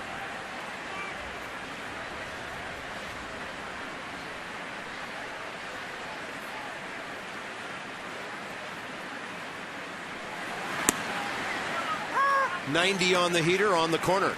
I mean, it's got to feel so good for Jason Worth to be back and part of it again. You talk about all the hard work behind the scenes trying to get back here and be a part of the great stuff that's happening to his ball club. You sit out and watch your team get to 21 games over 500, and you sit there and watch it every night and want to be a part of it and know that you can be a big part of it. And all the hard work you put in to get back, it just got to feel good for him to get back in that uni. Now the next step in the process is getting Ian Desmond back. And maybe the best part of it is not having to listen to us every night on TV. He did retain his sanity, which is a good sign for us. No anonymous tweets or blogs that we know of. Well, the first month he was my BFF, texting me all game, every game, and you could tell he was going nuts, missing it, and that's any ball player. I mean, you go on the DL with an injury, especially a gnarly one like that, you miss it. You feel like you're not a part of it. That's a fair ball by Sandy Leon. Making the turn is LaRoche. Ball out in front of Dominic Brown, and the Nats have second and third with 1 out. Sandy Leon checks in 2 for 3. That kid can hit. I think Hamels tried to go with the cutter right there. 89 miles an hour. Leon beat him to the point. In, pull their hands in, get the barrel to it. Step and a dive for Franzen. He can't get to it. Ball kicked out for Domonic Brown. Good hustle by Leon. Second double of the year. Nats in business right now. Second and third, one out here at the bottom of the 6th. Now the Phillies bullpen is all up and limbering up and stretching. And here comes Lombardozzi. First base open, but only one out. Squeezes in play right here, right now. Lombardozzi, he'll line it to right. Back to tag is LaRoche. He's coming. The throw is in time, and that's a 9-2 double play. With the pitcher on deck, Bo Porter rolling the dice, and the Nats will come up short. They will still lead by 3 after 6, and things are happening quickly in this game.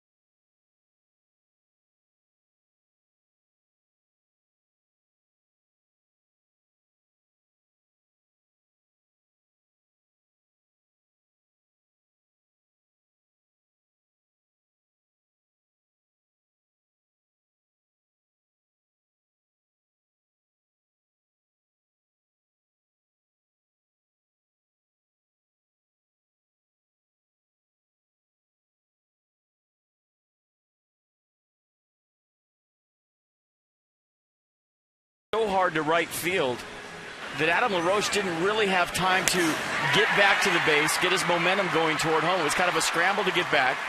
Good gamble right here, up by 3 runs. Just a perfect throw from Mayberry and right on the money. You see him get back there, so maybe his momentum going toward left field because he had to scramble and get back so fast, so then he had to regroup, get his momentum going back to home, throw right on the money, he's out. But good gamble, up by 3 runs. If the ball's a little bit higher, Carp, you have plenty of time to get there set, kind of get in the starting blocks and push off toward home. But when you have to scramble back that hard, all your momentum going down the left field line, it's hard to reverse it and get it back going toward home plate. And if it's not a perfect throw, you're up 4-0. That was Mayberry who threw him out, who was thrown out at the plate by Bryce Harper earlier tonight. So here's Ross Detweiler facing Mayberry, Domonic Brown, and Michael Martinez in the Philadelphia 7th. And, of course, the 4th batter, if it gets that far, well, would it be Cole Hamels? They're warming up Michael Schwimmer, a right-hander.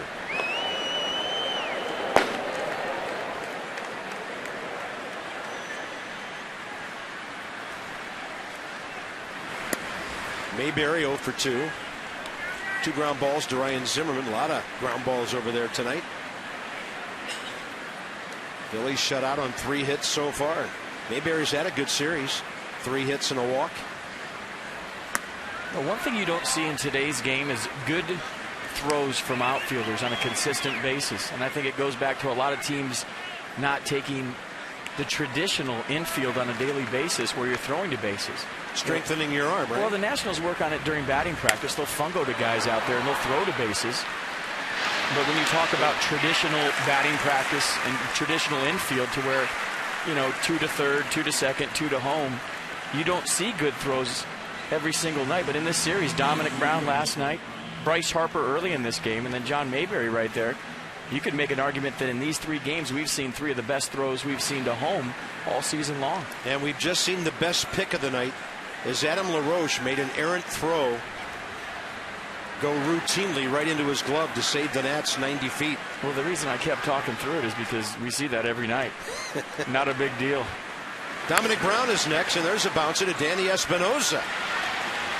2 outs, 10 ground ball outs, and 13 in a row now by Detweiler, who faces Michael Martinez.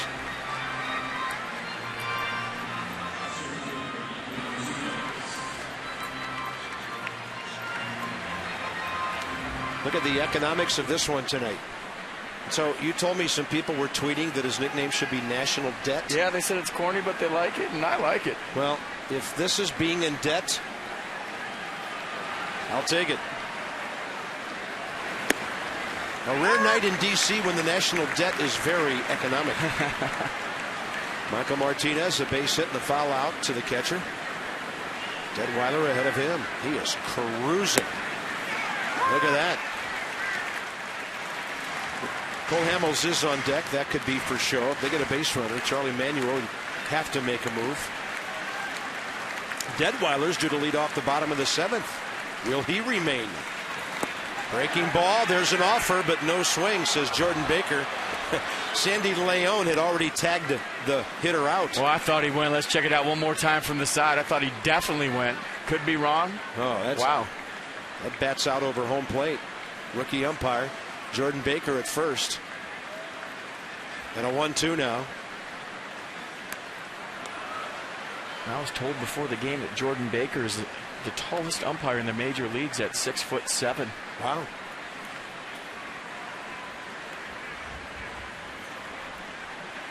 So he's slightly taller than Bruce Fleming when he retired? And Tim McClellan at second. Tim McClellan is a very tall man.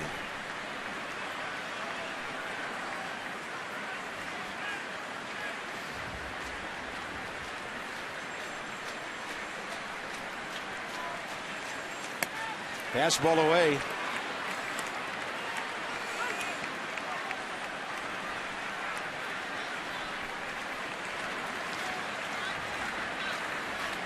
Well, you'd hate to see that check swing call go against you, and then the Phillies get a base runner. It's up to Ross on 3-2, and he'll get a pop-up right side, but it's over the dugout, out of play. Got a little help right there. That was ball 4.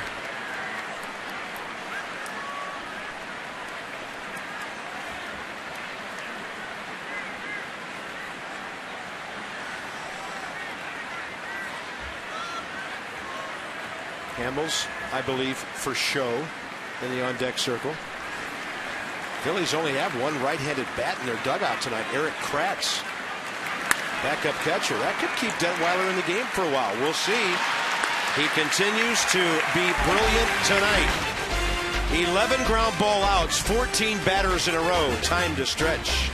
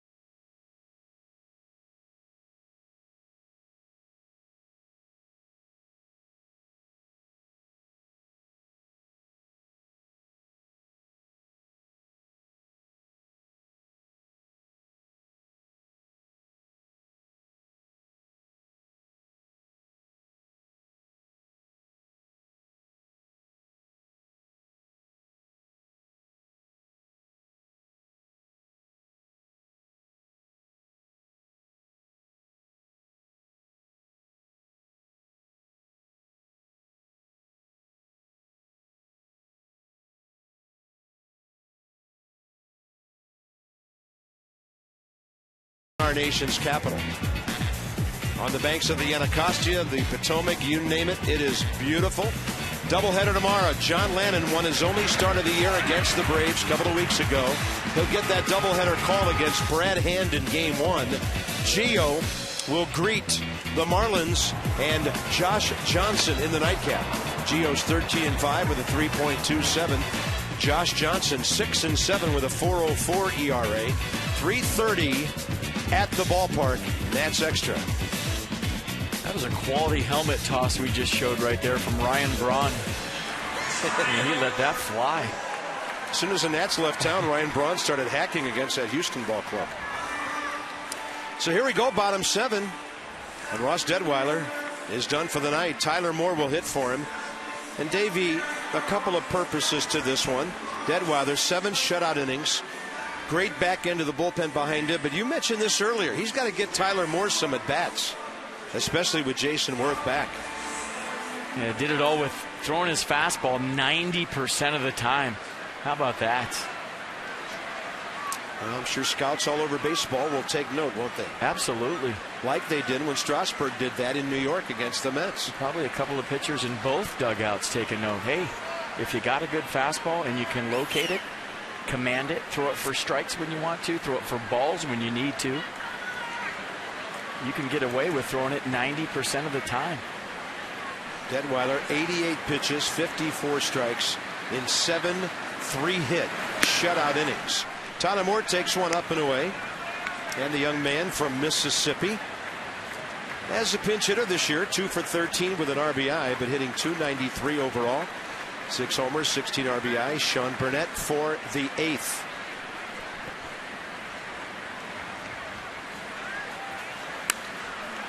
Out of play, 1 ball, 1 strike. Still raining in Atlanta. No continuation of that game. Braves on top, 6-0, 4th inning. Yeah, they should probably cancel that, start it over.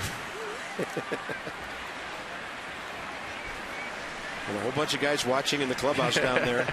Probably disagree. Just toss their paper cups right at your TV there, buddy. Freddie Gonzalez will stay there till 3 in the morning if he has to with a 6-0 lead. They are playing some great baseball. 7 of 8 for the Braves. They won something like 17 of their last 23. The Nats are making it hard on them to gain ground, and that's what pennant races are all about. The front runner's good, and the guys chasing them are good. The Nats this year against the Braves are 8-4, so there's still a home-and-home remaining in that season series. And you know they want this for Chipper. 2 balls and 2 strikes to Tyler Moore. Great changeup. So Hamill's in the game for 1 more inning because they didn't have to hit for him. And that's his 9th strikeout tonight. The ultimate triple play at Hollywood Casino Charlestown Races. Slots, tables, and dining. And guys hit by the most pitches in the league this year, Ruiz and Espinoza, 2 of the top 5. Well, the one thing Danny is a switch hitter, so the arm's always on the opposite side for him, and it's a lot harder to get hit that way.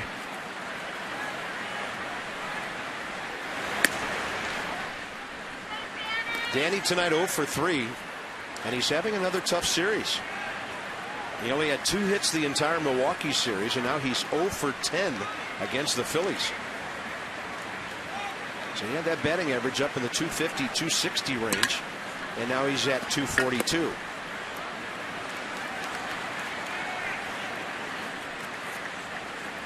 He's always one swing away because just when you think he's going to be in a prolonged slump, he'll hit one a mile or just lace one off the scoreboard somewhere. Hamill's to lead off the 8th. They'll be hitting for him, of course. And this one over near the tarp. It's coming back, and it is reachable for Ty Wigginton, who makes the grab with a fan trying to get the ball himself. 2 outs. Well, I think that would have been an out either way, whether Wigginton caught it or not with the interference from the fan down there.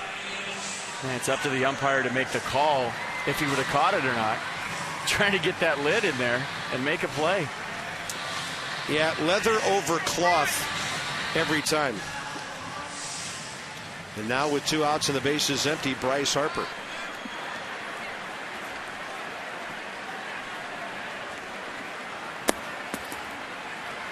And tonight it's belonged to Hamels with a routine fly ball, a couple of ground balls by Bryce, who came in 3 for 6 this year against Hamels. He jams him on that one.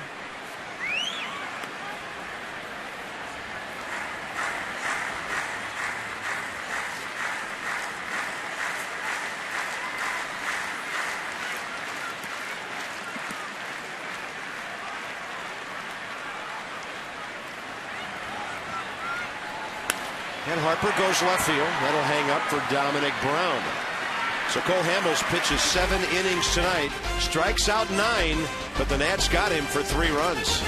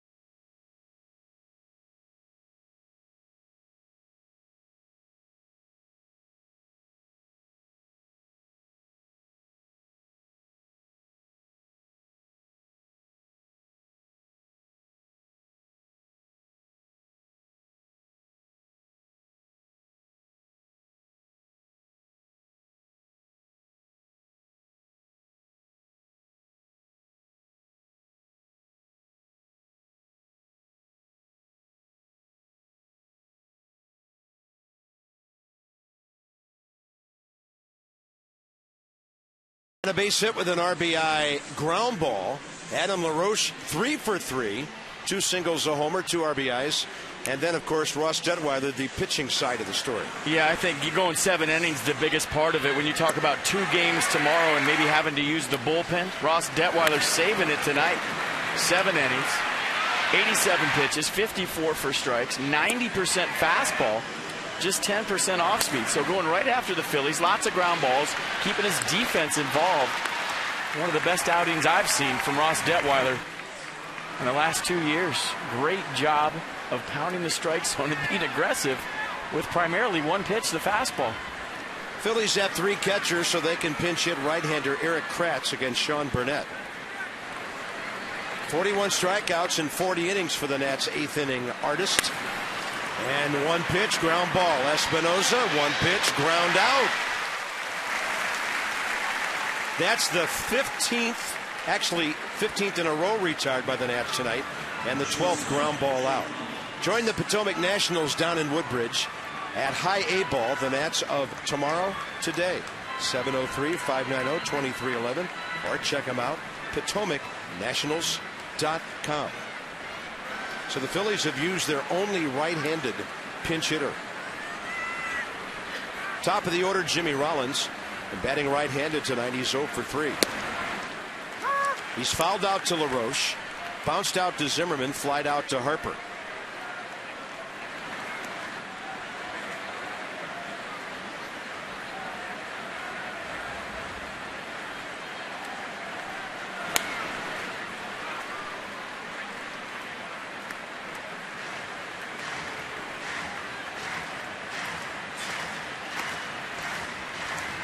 Kevin Franzen to follow here in the Philly 8th.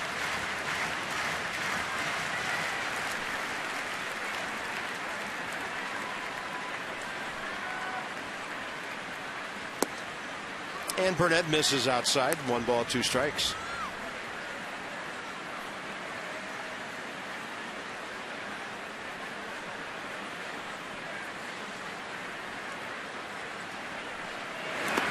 And a bouncer.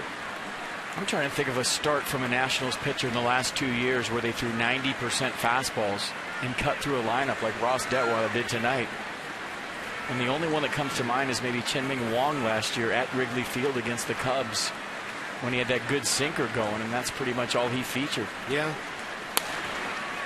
And a blooper to right. Here comes Harper on the run. He's got it. I'm told, FP, the last time that happened in D.C. was Walter Johnson. He's going right after him, right? It might be. Good old-fashioned country hardball. Here it is, hit it. And if you show me you can't, I'm going to keep throwing it. So the bases are empty with 2 outs, and here's Kevin Franzen, who has an infield hit in 3 trips. Phillies have not had a hit since that bouncer with 1 out back in the 3rd. Well, this game still has a ways to go. Utley and Ruiz will bat again tonight. So Tyler Clippard comes on. Charlie Manuel could hit Ryan Howard or Lance Nix, power guys for Ty Wigginton. So there's a lot of work to be done. Hey, maybe Drew Storen gets the 9th inning tonight. Who knows? Or maybe he's throwing here in case it gets to Ruiz in the 8th. But this is the time of the night when Drew Storen is used to starting his warm-up. And a big cut by Franzen, fouled back. 1 ball, 2 strikes.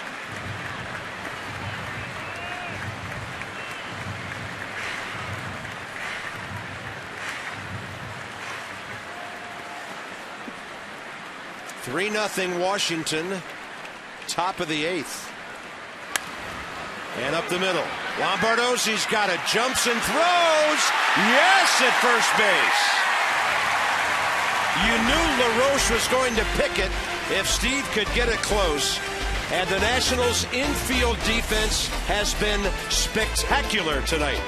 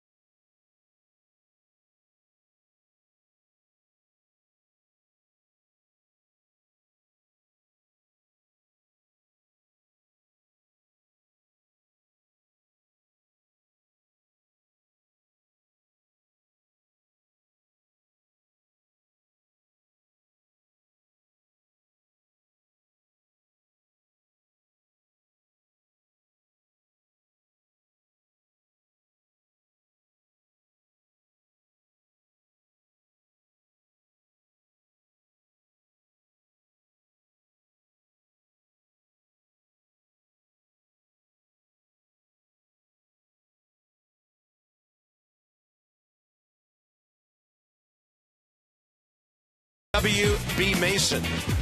Who but W.B. Mason? It's the bottom of the 8th here at Nationals Park. Michael Schwimmer about to pitch for the Phillies against Zimmerman, Morse, and LaRoche.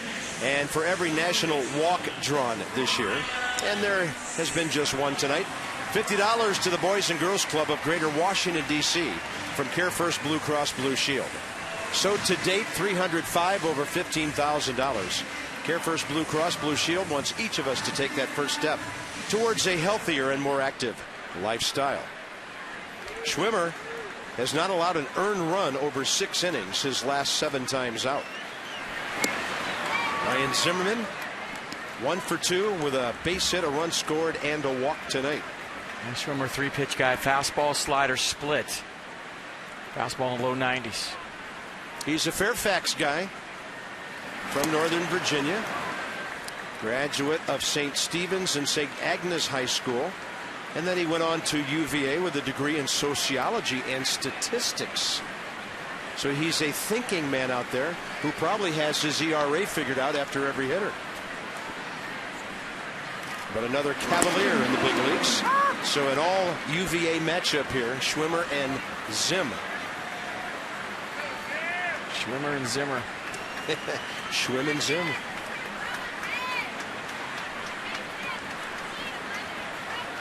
Class of 04 at St. Stephen's and St. Agnes.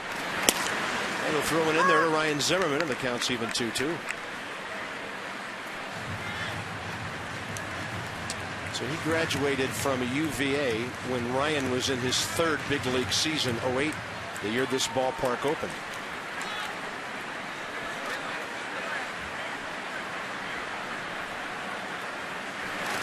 And well outside of the breaking ball, 3-2. Michael Morse is next, and then Adam LaRoche, who's working on a perfect night. Both guys with hitting streaks have extended those tonight. And Zimmerman will take ball 4. He took that thing like it was a foot outside. And Ryan's on for the third time. Let's go inside the numbers with SunTrust. Michael Morse, slugging percentage against the Phillies by pitch location. And for some reason, he's able to get to pitches up and in and up and away. So where do you pitch this guy? I'm going to say right down the middle, but low. Just going out on a limb. Hope you get the call.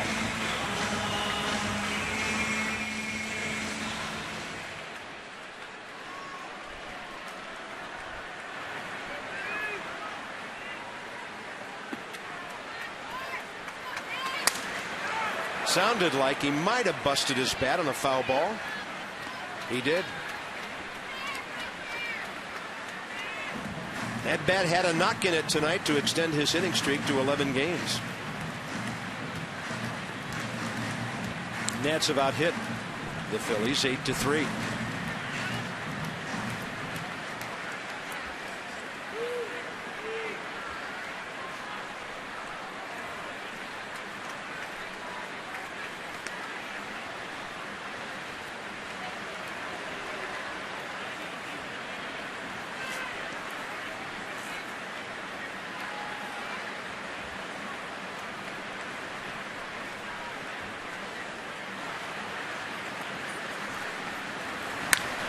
Inside out swing. Look out. That ball right over the end of the dugout.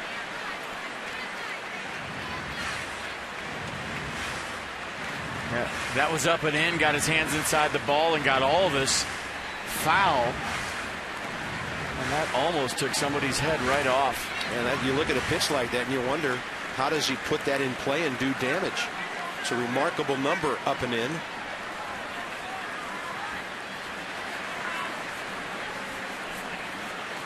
But of course that could be a hanging breaking ball too, not a heater like that one. Well, if he catches that heater out in front that's middle in, it's a long way, but he also does a nice job when he's behind in the count with that pitch of kind of what you just saw right there, going to right field with it, fighting to get his hands inside and going the other way when he's behind the count. Looks like they've resumed that game in Atlanta. Chad Godin, a former Nat, is pitching for the Marlins as the Braves bat. All of a sudden, Ryan Zimmerman turned into Ricky Henderson. 3 throwovers from Schwimmer. Come on, you guys went to the same school. Don't make him get his uniform all dirty and get his back sore again. Well, that's when you hear guys from the dugout chirping out there. Check a stat sheet once in a while. He's got 3 stolen bases.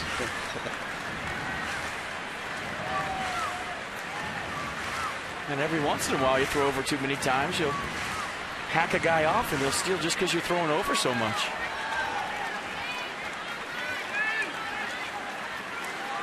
Big gap in left center, but it's 0-2, and Mike has to defend the batter's box here, and he does, managing to stay alive for another couple of pitches.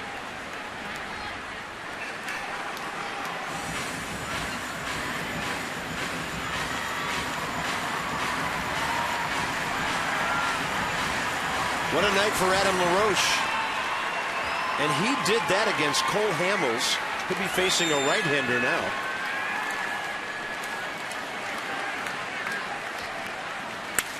And what an at-bat by Morse. What a play by Franzen. And Zimmerman manages to stay home close enough. You just hope that Ryan flopping all over the place over there doesn't hurt himself again. And what a play by Kevin Franzen. That ball was roasted. Step and a dive, laid out for it. One of the better plays you'll see at third base all season long. A guy that doesn't play a lot of third, on his toes, ready for the ball. Selling out, tried to get to his feet for the double play. They did a nice job just getting to that ball initially. Great play. And then Ryan Zimmerman had to flop back into first base on his belly. He appears to be okay. So here's LaRoche, homer, 2 singles, 2 RBIs. And his batting average now back over 270. About 3 or 4 nifty plays at first base, picking up his infielders on top of all that. Yes, he has.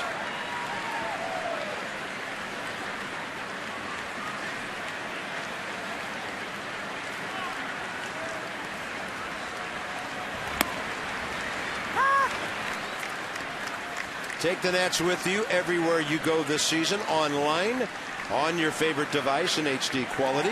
MLB.tv, baseball everywhere. Check it out at nationals.com.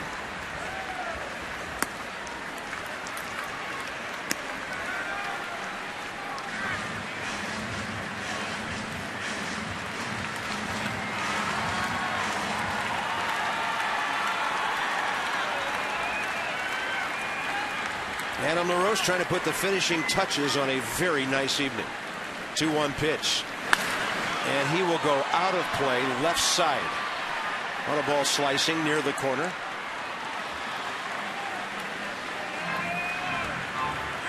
Even the foul balls are loud off the bat of LaRoche.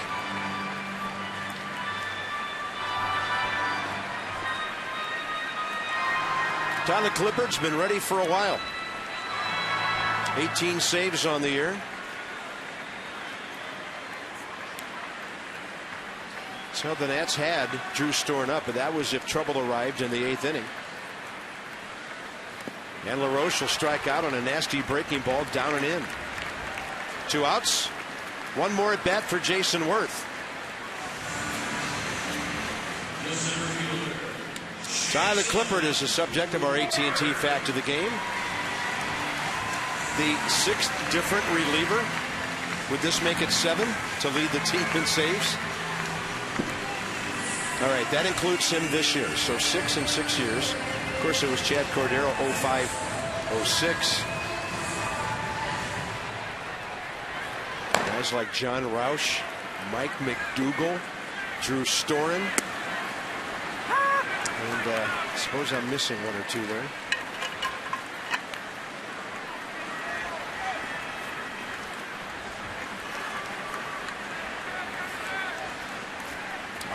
The All-Star a couple of years ago, Matt Capps, before the Nats traded him to Minnesota for Wilson Ramos. Saw Wilson today in the dugout. Just got the ACL portion done of his surgery. He was in good spirits around all the guys. Said he's going to start swinging in December. Should be ready for opening day. He said he's not going to rush it and make sure that he's 110% when it's all said and done. And the 0-2, and Worth will duck back from that one up and in.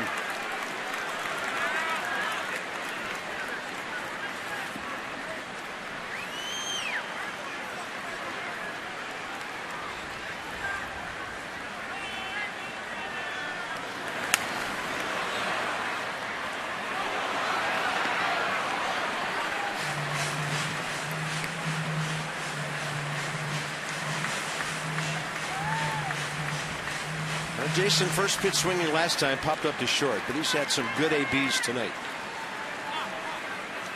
And as you think back on his time here, a lot of different things he contributes to the ball club. Clubhouse presence and leadership, the base running, defense, and a fastball that moves him back. 2 balls, 2 strikes. I think that's the thing maybe I didn't realize about Jason until we got to watch him every day. All the different things he does. Pretty good arm, very accurate. And a good eye on that one. He's worked the count full. That'll give Ryan Zimmerman a head start at first base. Sandy Leon has a 2-hit night.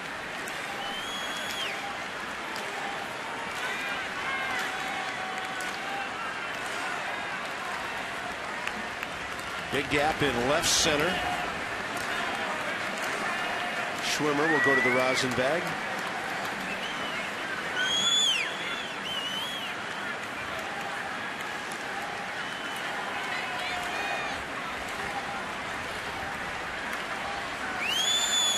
And Ryan Zimmerman, after a short lead, is running. Worth will take it, and a pair of walks in this inning. Zimmerman leading off, and now Worth with 2 outs. And this could be huge. Sandy Leon gets a base hit. He's already had a couple. Takes away the safe situation, but gives you the kind of cushion you'd like to have against the Phillies with 3 outs to go. Absolutely. I think one thing you left out that Worth brings is, the different styles of facial hair to the ball club. I mean, he's sporting a bushy beard right here. He's got a good one going. My bad. That's about a 2.5-monther at home. We'll see what he looks like tomorrow, but he got to knock his team one and look exactly the same. The reason he changes it up is because he's superstitious. Team winning, got to knock. If it ain't broke, don't fix it. Sandy Leon gets to bat left-handed now, and from this side of the plate, as a big leaguer, he's 4 for 17. So he has 7 hits in his first 24 big league at bats. And he'll lay off that. Off the plate inside, 1-1. We've already seen Mayberry's arm tonight. We've seen Dominic Brown's arm in this series. And so Zimmerman wouldn't get too big of a secondary lead. Schwimmer turns to face him. He pays a lot of attention to base runners that don't steal bases. This one you can understand. The thing at first base, what was up with that? I honestly don't understand the last one, because that move is meant to get a guy that's thinking about stealing third base. You pick up your foot, you do the inside move, you hope you catch him, but there's 2 outs right now. Nobody covering. And the focus should be on the hitter. Well, maybe that's why he's walked a couple of guys. And Leon's foul will even the count, 2-2.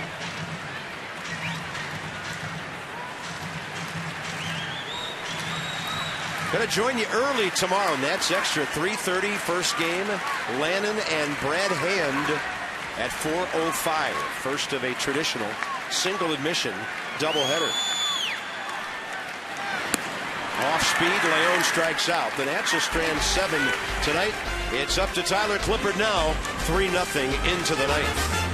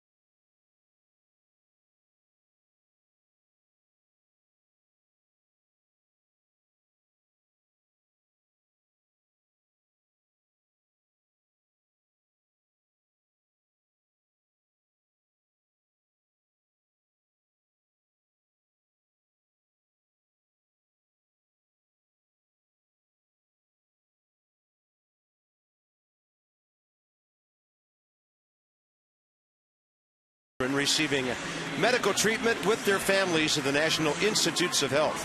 So they're making a donation to the Children's Inn at NIH of $37 for every strikeout by a Nats pitcher this season. It is a 3-0 game into the top of the ninth. The Phillies will have 3, 4, 5 due up. Roger Bernardina will take over in left field. Probably a double switch. He'll be batting ninth, and The pitcher will be batting in Michael Morse's spot. And this call to the bullpen is packaged by the UPS store. We love logistics. So Tyler Clippard looking for number 21. Yeah, 49th appearance for Clippard. Check out the strikeout to walk ratio. 60 strikeouts to just 20 walks. Opponent's average at 168. Lefty's hitting just 140. 4-pitch guy. Fastball, cutter, curveball, change.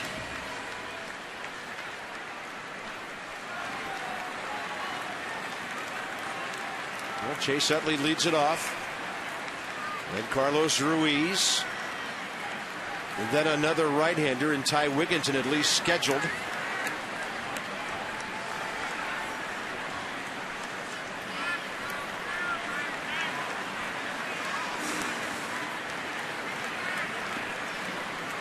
And Chase Utley tonight, a base hit and a walk. He's 1 for 2.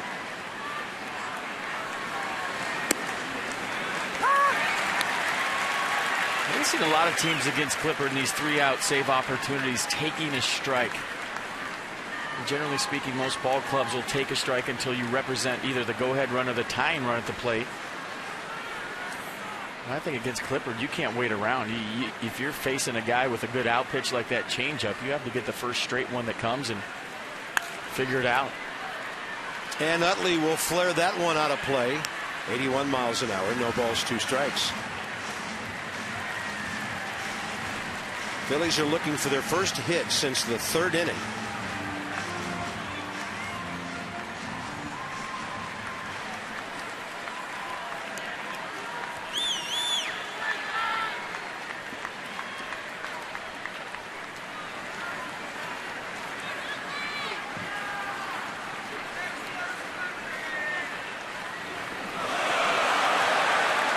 There's our beer guy back there. Just a little upstairs on the 0-2. Pretty good take by Utley right here in an 0-2 count. That was a lot straighter than the one Matt Chico threw over the first base dugout in Florida years ago. Hey, if you're going to miss big. I love it. Nobody got hurt. Now it's 2-2.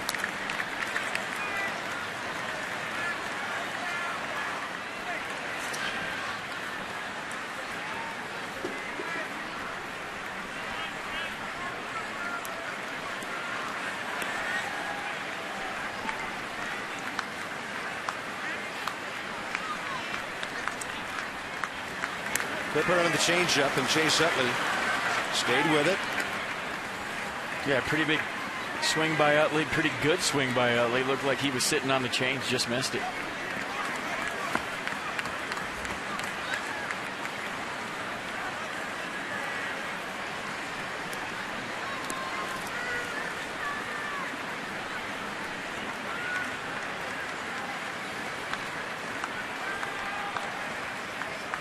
And that one floats upstairs, and you just hope Tyler's not rattled by that pitch.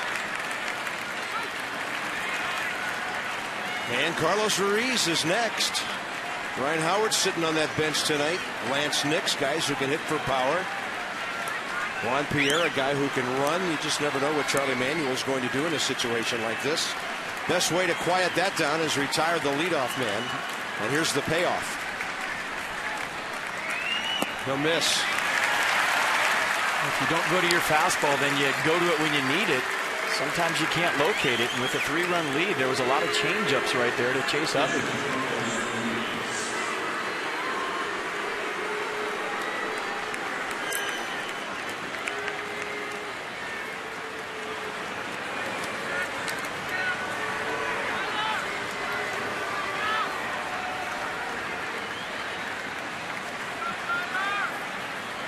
So a rather bizarre start to the 9th inning, and here's Carlos Ruiz. He's 0 for 3. First pitch changeup right in there.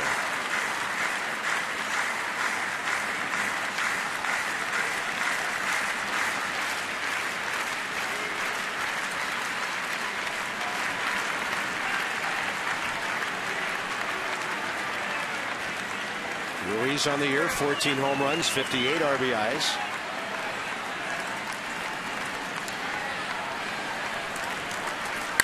He goes fastball up, lined hard, and over to get it.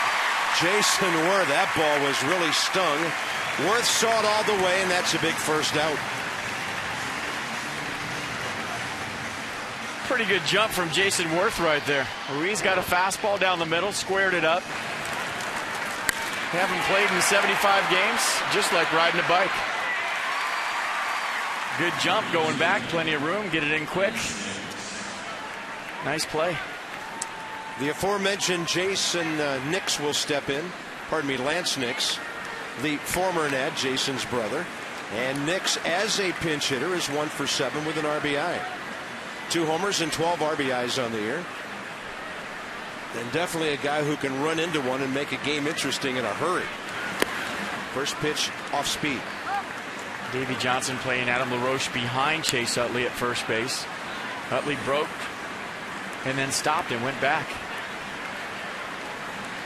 Playing behind him because there's a left-handed pull hitter up trying to get range.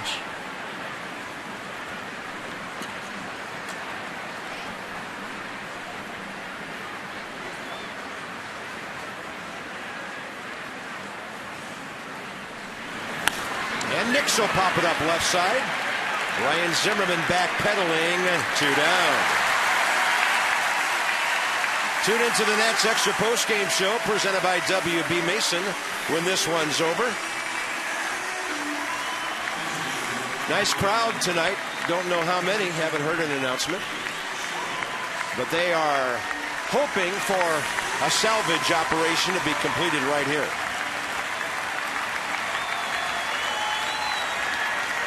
Nate Scherholtz, one of the newest Phillies, will be the pinch hitter here for Mayberry.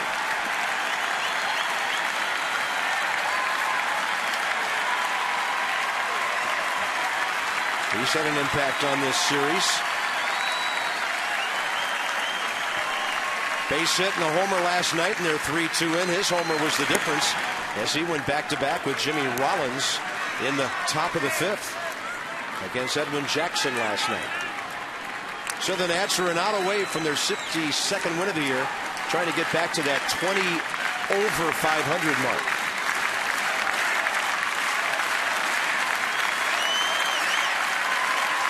Utley now running, and the Nats will let him take second. 2 balls, no strikes, though. And a left-handed hitter, Dominic Brown, on deck. Against this Philadelphia lineup, you don't want them to get the tying run into the batter's box in the 9th inning.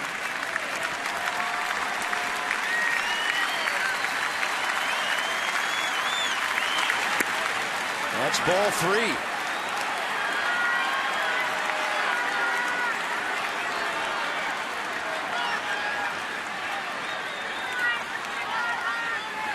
Dominic Brown is 0 for 2 with a walk tonight.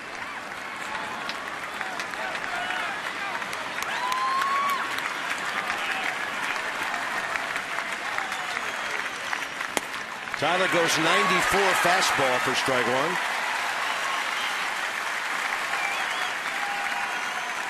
Then he might do it again. Well, you'd hate to try to trick somebody and walk him here. Challenge fastball, let him hit it. If he hits it out of the park, you're still ahead. If he walks, everybody's pacing, and he goes changeup and walks him. 2-0 changeup, 3-1 changeup. Scherholtz walks, tying run to the plate, and Ryan Howard just came out of the Phillies dugout. Yep, that brings Ryan Howard into play here.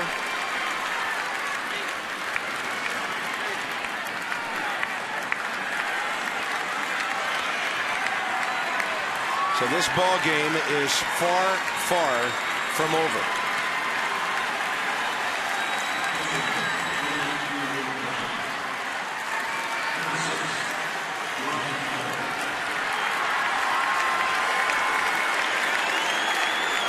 Ryan Howard, career against Tyler Clippard, is 2 for 7 with 3 walks.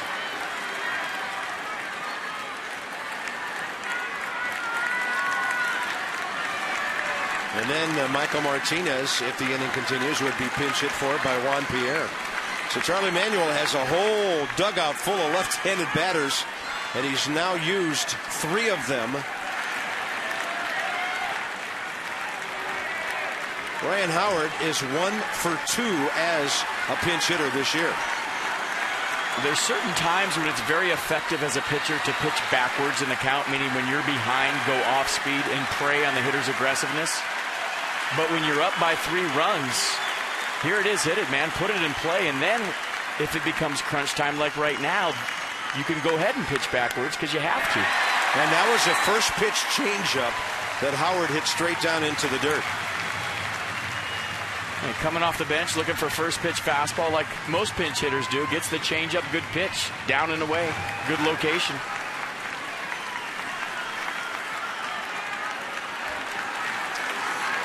It's amazing his numbers as a pinch hitter.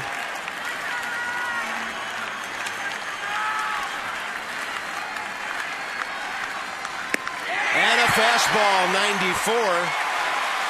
And now Clippard would have the option of taking him upstairs with that fastball. We'll see.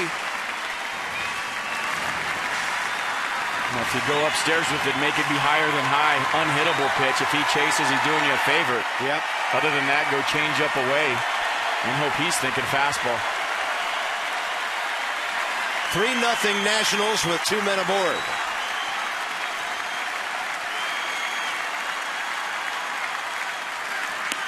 And he paints him on the inside corner with a fastball to end the game.